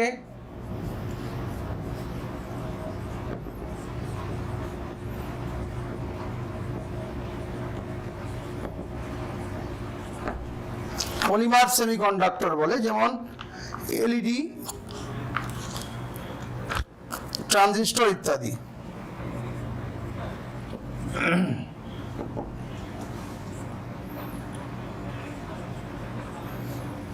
এলইডি মানে কি? Light emitting diode, LED transistor.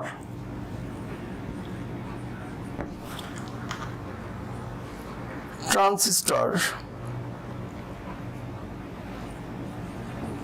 আমরা ট্রানজিস্টর বলি ইত্যাদি। এটা কিন্তু 40তম বিসিএস কোশ্চেন 40 বলছে যে সমস্ত অর্ধপরিবাহী সিনথেটিক পলিমার দ্বারা গঠিত, যে সমস্ত অর্ধপরিবাহী সিনথেটিক পলিমার দ্বারা গঠিত সেগুলিকে পলিমার সেমিকন্ডাক্টর বলে, যেমন এলইডি, ট্রানজিস্টর ইত্যাদি। এগুলোর অধিক নমনীয়, খুবই টেকসই বৈশিষ্ট্য বলি।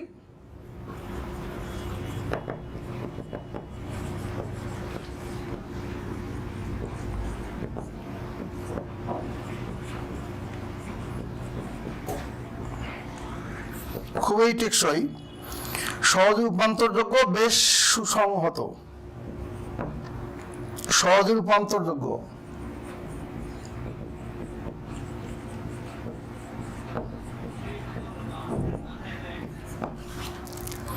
বেশ সুসংহত, সুসংহত।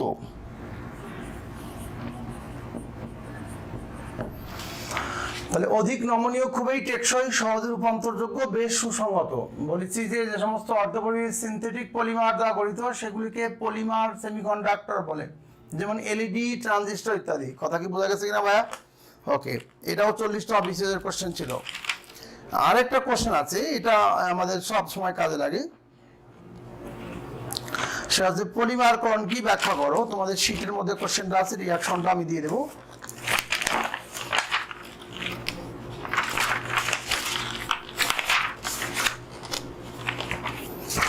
তোমার শীটের মধ্যে আছে পলিমার কি, মনোমার কি, পলিমারকরণ কি, ব্যাখ্যা কর। হ্যাঁ, তোমাদের শীটও আছে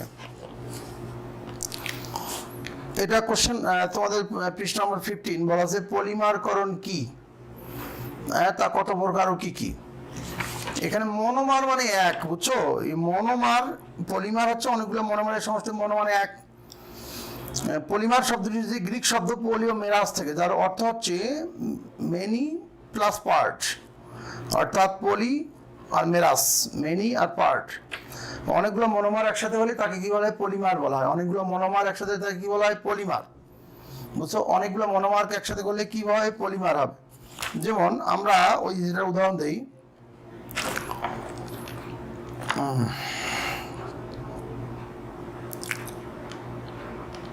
উচ্চ চাপে অর্থাৎ 1000 থেকে 1200 অ্যাটমসফিয়ারে এটিএমে এবং 100 থেকে 200 ডিগ্রি সেলসিয়াস তাপমাত্রায় সামান্য অক্সিজেন উপস্থিতিতে 600 থেকে 1000 ইথিন অণুর সংযোগে ইথিলিন উৎপন্ন হয়, পলিথিন উৎপন্ন হয়।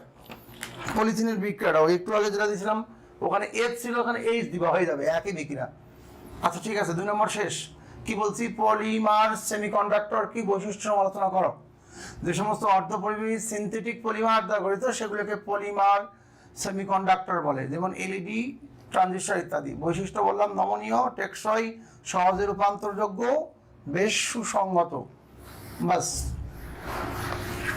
এটা হচ্ছে আমার 40-এর প্রশ্ন ছিল।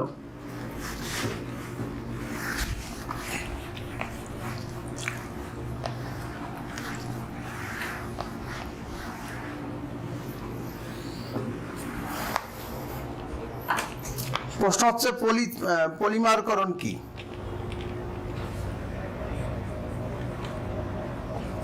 তিন নম্বর প্রশ্ন,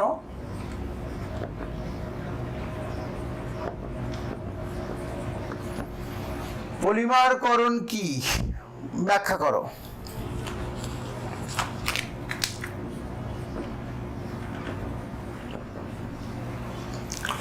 তা আমি বললাম যে ইথিন মনোমার, অনেকগুলো মনোমার একসাথে হয় পলিমার হয়, অনেকগুলো মনোমার। ওকে, অনেকগুলো মনোমার একসাথে হয়ে কি পলিমার হয়? উচ্চ চাপে ও তাপমাত্রায়। তাহলে কি বলবো? ডাইরেক্ট বলি, 1000 থেকে 1200 অ্যাটমসফিয়ার চলে, বায়ুমণ্ডলীয় চাপে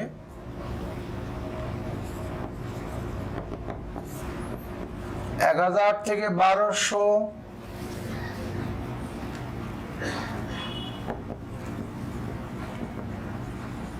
বায়ুমণ্ডলীয় চাপে 100 থেকে 200 ডিগ্রি সেলসিয়াস তাপমাত্রায় 100 থেকে 200 ডিগ্রি সেলসিয়াস তাপমাত্রায়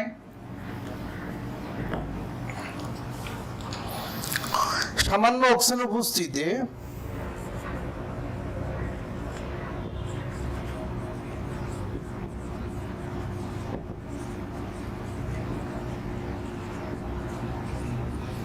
সামান্য অক্সিজেন উপস্থিতিতে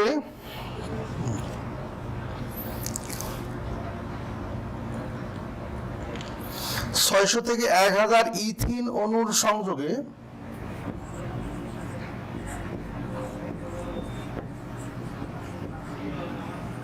ইথিন অণুর সংযোগে পলিথিন উৎপন্ন হয়।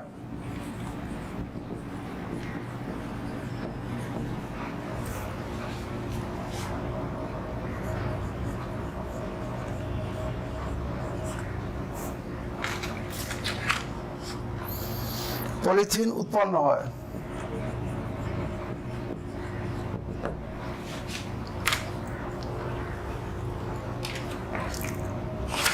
বলছি 1000 থেকে 1200 বায়ুমণ্ডলীয় চাপে 100 থেকে 200 ডিগ্রি সেলসিয়াস তাপমাত্রায় সামান্য অক্সিজেন উপস্থিতিতে 600 থেকে 1000 ইথিন অণুর সংযোগে পলিথিন উৎপন্ন হয়। রিঅ্যাকশনটা দেখাই। এখানে n সংখ্যক বলছি CH2 ইথিলিন অক্সিজেন আছে আর 1000 থেকে 1200 ATM অ্যাটমসফিয়ার বায়ুমণ্ডলীয় চাপে 100 থেকে 200 ডিগ্রি সেলসিয়াস তাপমাত্রা আছে।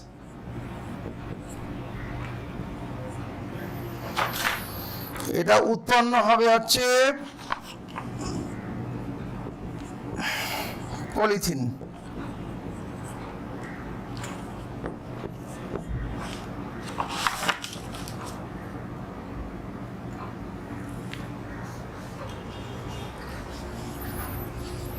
ওকে, তাহলে আমরা বলি কি পলিমার কারণ হচ্ছে অ্যালকিন সমূহের বিশেষ বিক্রিয়া, যে বিক্রিয়ায়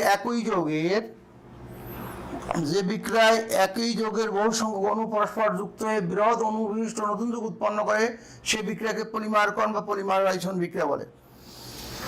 তাহলে আমি এটা তোমাকে উদাহরণ দিচ্ছি, এটা পলিমারকরণ বিক্রিয়ার উদাহরণ। এটা উদাহরণটা তোমরা পরে দিবা, আগে সংজ্ঞা লিখবা।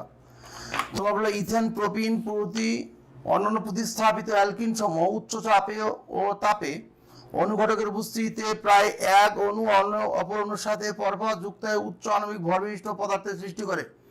এই উচ্চ আণবিক ভরবিশিষ্ট পদার্থকে পলিমার বলে। তোমাদের এখানে শীটের মধ্যে সংজ্ঞা লেখা আছে, জাস্ট শীটের মধ্যে তোমার রিঅ্যাকশনটা ভুল আছে, এটা আমি কারেকশন করে দিলাম। তোমার শীটের মধ্যে রিঅ্যাকশনটা ভুল আসছে, এটা কারেকশনটা এটা। বুঝতে পেরেছো কিনা? আই রিপিট, তোমাদের এখানকার যে শীটটা প্রোভাইড করেছে রিঅ্যাকশনটা একটু ঠিক করে নিও। ভুল বলতে কি একটু এলোমেলো হয়েছে আর কি, তো সেটা একটু কারেকশনটা এরকম হবে। এখানে অক্সিজেন আছে আর 1000 থেকে 1200 ATM মানে অ্যাটমসফিয়ার বায়ুমণ্ডলীয় চাপে 100 থেকে 200 ডিগ্রি সেলসিয়াস উৎপন্ন করলে এটা তোমার ছিল এই পাশে ছিল আছে মনোমার, এই পাশে কি পলিথিন, এই ইথিন হয়ে গেল।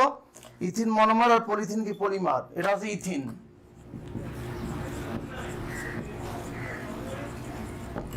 আর এটা হচ্ছে পলিথিন, এটা হচ্ছে পলিমার। বুঝতে পেরেছো কিনা? মানে অনেকগুলো অণু অনেকগুলো মনোমার একসাথে হয়ে একটা পলিমার গঠন করে। রিঅ্যাকশনটা শীটে ভুল ছিল, এটা কারেকশন করে দিছি। আশা করি বুঝতে পেরেছো। এখানে একটা বন্ড দিয়ে নিও। বলেছি যে 1000 থেকে 1200 বায়ুমণ্ডলীয় চাপে 100 থেকে 200 ডিগ্রি সেলসিয়াস তাপমাত্রায় সামান্য অক্সিজেন উপস্থিতিতে 600 থেকে 1000 ইথিন অণুর সংযোগে পলিথিন উৎপন্ন হয়। এই যে ইথিন আর এই যে পলিথিন উৎপন্ন হয়, পরীক্ষায় যদি পলিথিন উৎপাদন প্রক্রিয়া ব্যাখ্যা করো তবু এই রিঅ্যাকশন দিবা। পলিথিন উৎপাদন প্রক্রিয়া ব্যাখ্যা করে বললো এই রিঅ্যাকশনই দিতে হবে। কথা কি বুঝতে পেরেছো কিনা? এটা পড়ে নিবা। তাহলে সংজ্ঞা আগে দিবা, তারপর রিঅ্যাকশন দিবা। পলিথিন কাকে বলে বা পলিমারকরণ বিক্রিয়া কাকে বলে সংজ্ঞাটা আগে দিবা। যদি পলিথিন কাকে বলে তাহলে সংজ্ঞা দাও, তখন ডাইরেক্ট এটা দিবা। পলিথিন কাকে বলে তাহলে এইভাবে বলবো যে 1000 থেকে 1200 বায়ুমণ্ডলীয় চাপে 100 থেকে 200 ডিগ্রি সেলসিয়াস তাপমাত্রায় সামান্য অক্সিজেন উপস্থিতিতে 600 থেকে 1000 ইথিন অণুর সংযোগে পলিথিন উৎপন্ন হয়। বুঝা গেছে কথাটা? ওকে, রিঅ্যাকশনটা ঠিক করে নিবা। এই রিঅ্যাকশনটা বাস তোমাদের এইখানকার রিয়াকশন আর একটা দেখাবো, বাকিগুলো তোমার শীত থেকে প্লাস্টিকের ব্যবহার, হ্যানত্যান, দূষণ এগুলো নিজে পড়ে নিবা। একটা শুধুমাত্র বলা হচ্ছে নাইলন 66 কি বা লাইনন কি এর বৈশিষ্ট্য আলোচনা করো। আমি কিন্তু মুছে ফেলবো এটা, 3 নম্বর কোশ্চেন চলে গেল আমার।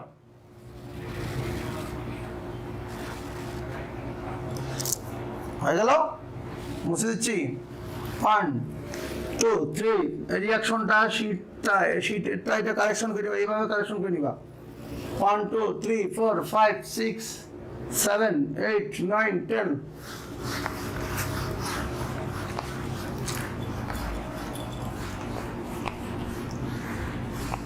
অসংখ্য ইথিন বা ইথিলিনের সমন্বয়ে কি তৈরি হয়? পলিথিন। ইথিন হচ্ছে মনোমার, পলিথিন হচ্ছে পলিমার। নাম্বার 4 নাইলন কি এর বৈশিষ্ট্য?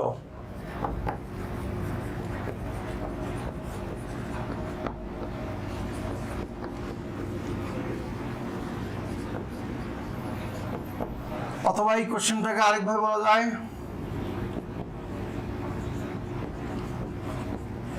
নাইলন 66 বলতে কি বোঝো?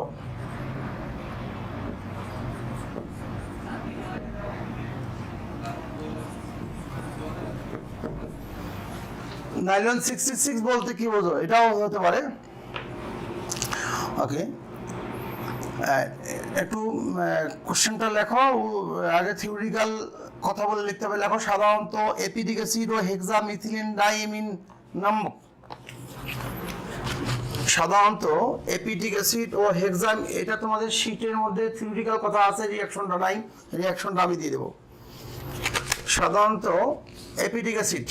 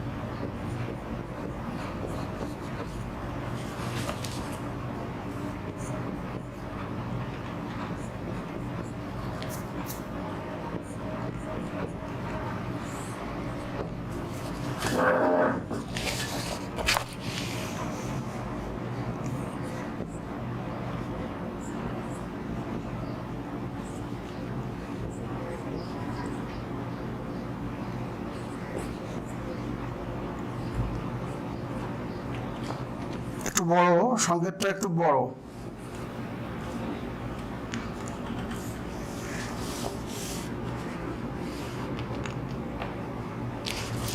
এটা এক লাইনে লিখতে হবে, নিচে দেখি।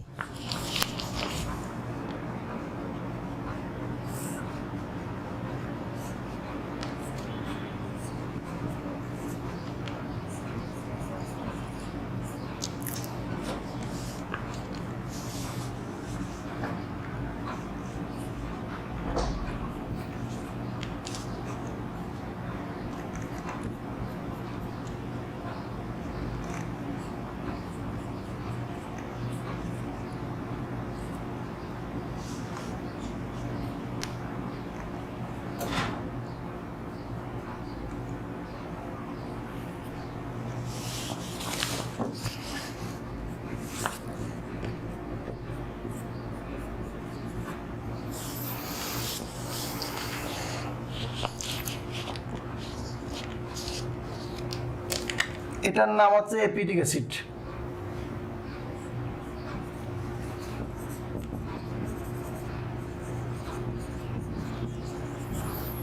এপিডিক অ্যাসিড, ওটা হচ্ছে হেক্সামিথিলিন ডাইমিন।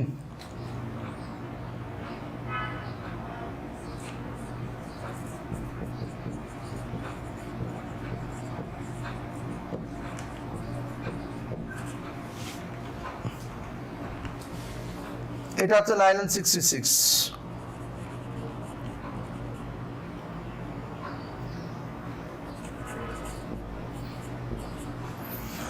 দেখো ভাই অ্যাসিটিক অ্যাসিড এটা দেখো সি কার্বন কার্বন কার্বনের যোজনী কিন্তু 4, উপরে ডাবল বন্ড দিয়ে ও নিচে ওএইচ। এখানে বলা হচ্ছে অ্যাসিটিক অ্যাসিডের আরেক নাম আছে, এটাকে অ্যাসিটিক অ্যাসিড আমরা বলতেছি এক্ষেত্রে। আর এটা হচ্ছে হেক্সামিথিলিন, হেক্সা মানে 6টা, হেক্সা মানে 6টা, হেক্সামিথিলিন CH2 মিথিলিন, তাহলে এটাকে টেট্রামিথিলিন বলা যেত। জাস্ট এই যে এখানে আছে এন, মনে রাখতে হবে নাইট্রোজেনের যোজনী কিন্তু 3, তো একটা বন্ড দিয়ে এখানে CH2 এর সাথে গেছে, একটা বন্ড হাইড্রোজেনের সাথে, আরেকটা হাইড্রোজেনের সাথে, তো এইটি একই স্টাইল। এখানে কিভাবে দুটো যৌগকে চাপাই দেওয়া হলো, দুটোকে চাপাই দিলাম কিভাবে দেখো, এই পাশে তো এরকমই আছে যা আছে, এই দুটাকে চাপাবো, তাহলে কার্বনের সাথে যুক্ত হবে কি নাইট্রোজেন। তাহলে কেমনে যুক্ত হবে, এখান থেকে একটা ওএইচকে সরাই দিচ্ছি, এই ওএইচটাকে সরাই দিলাম, এই ওএইচটাকে সরাই দিচ্ছি, এই ওএইচটাকে সরাই দিলাম শুধুমাত্র, তাহলে শুধুমাত্র কার্বনের উপরে ডাবল বন্ডটা আছে, এই ওএইচটা সরে গেল। মনে করো এরও ক্ষেত্রে একটা এইচ সরাই দিলাম, এর এইচটা সরাই দিলাম, উপরে এইচটা সরাই দিলাম।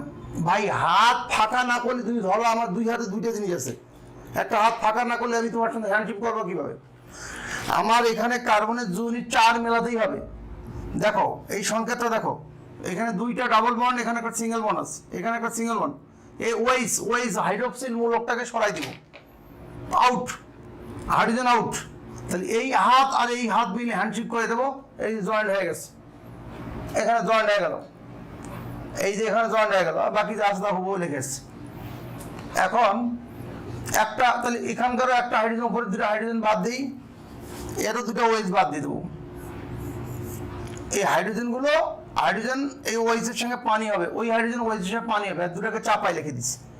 তাহলে শুধুমাত্র এইচগুলাকে বাদ দিয়ে দিচ্ছি, এই যে এইচগুলো আছে না, এইচ আর ওএইচ বাদ, কারণ এইচ আর ওএইচ মিলে কি বানাইছে পানি, এই যে 2n-1 মানে n সংখ্যক পানি বানিয়েছে, এটার নাম হচ্ছে নাইলন 66।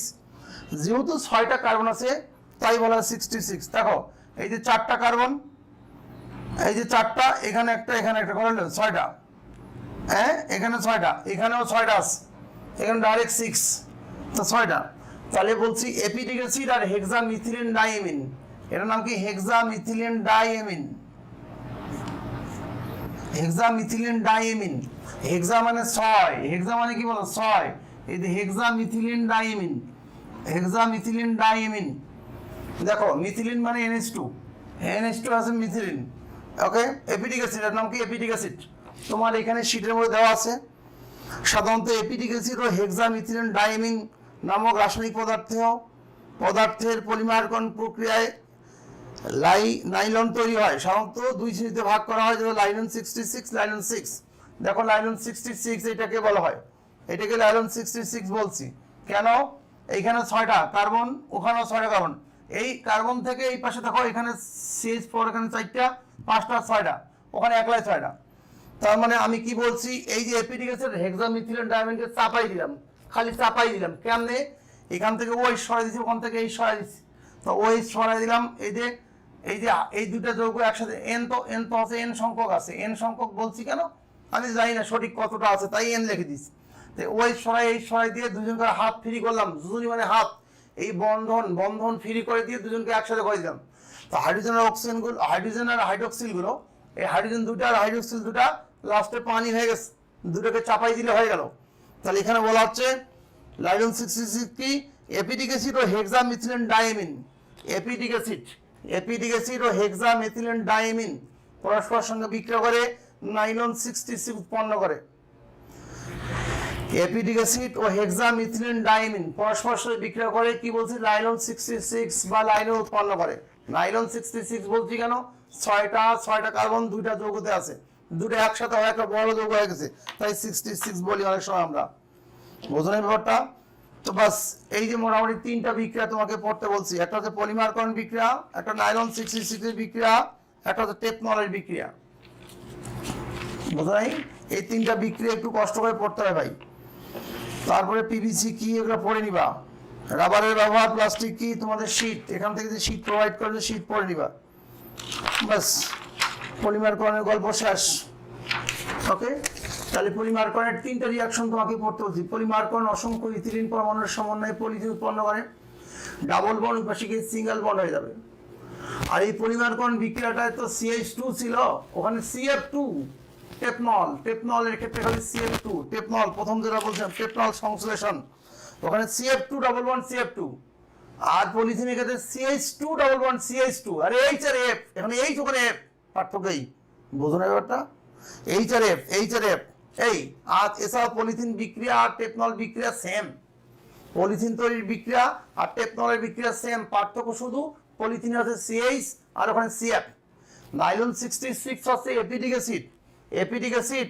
অ্যাসিড। দেখো বিক্রিয়াটা 3টা রিয়াকশন মুখস্থ রাখতে পারবো না ভাই, কোন ব্যাপার? এপিডিক অ্যাসিড আর হেক্সামিথিলিন ডায়ামিন, এই দুটা বিক্রিয়া করে উৎপন্ন করে নাইলন 60G। কিচ্ছু না, এই দুটো সংকেত মনে রাখবা খালি, চাপাই দিবা তা হাফ ফ্রি করতে হবে, বন্ধন ফ্রি করতে হবে, OH আর H ফ্রি করবা, OH আর H ফাঁকা করে লাগাই দিবা, তো H বাদ OH বাদ, এই যে H বাদ OH বাদ, এখানে এসে লেগে গেছে, এই যে এখানে এসে লাগে গেছে, এইখানে সংযোগ হয়েছে, এইখানটায় সংযোগ হয়েছে।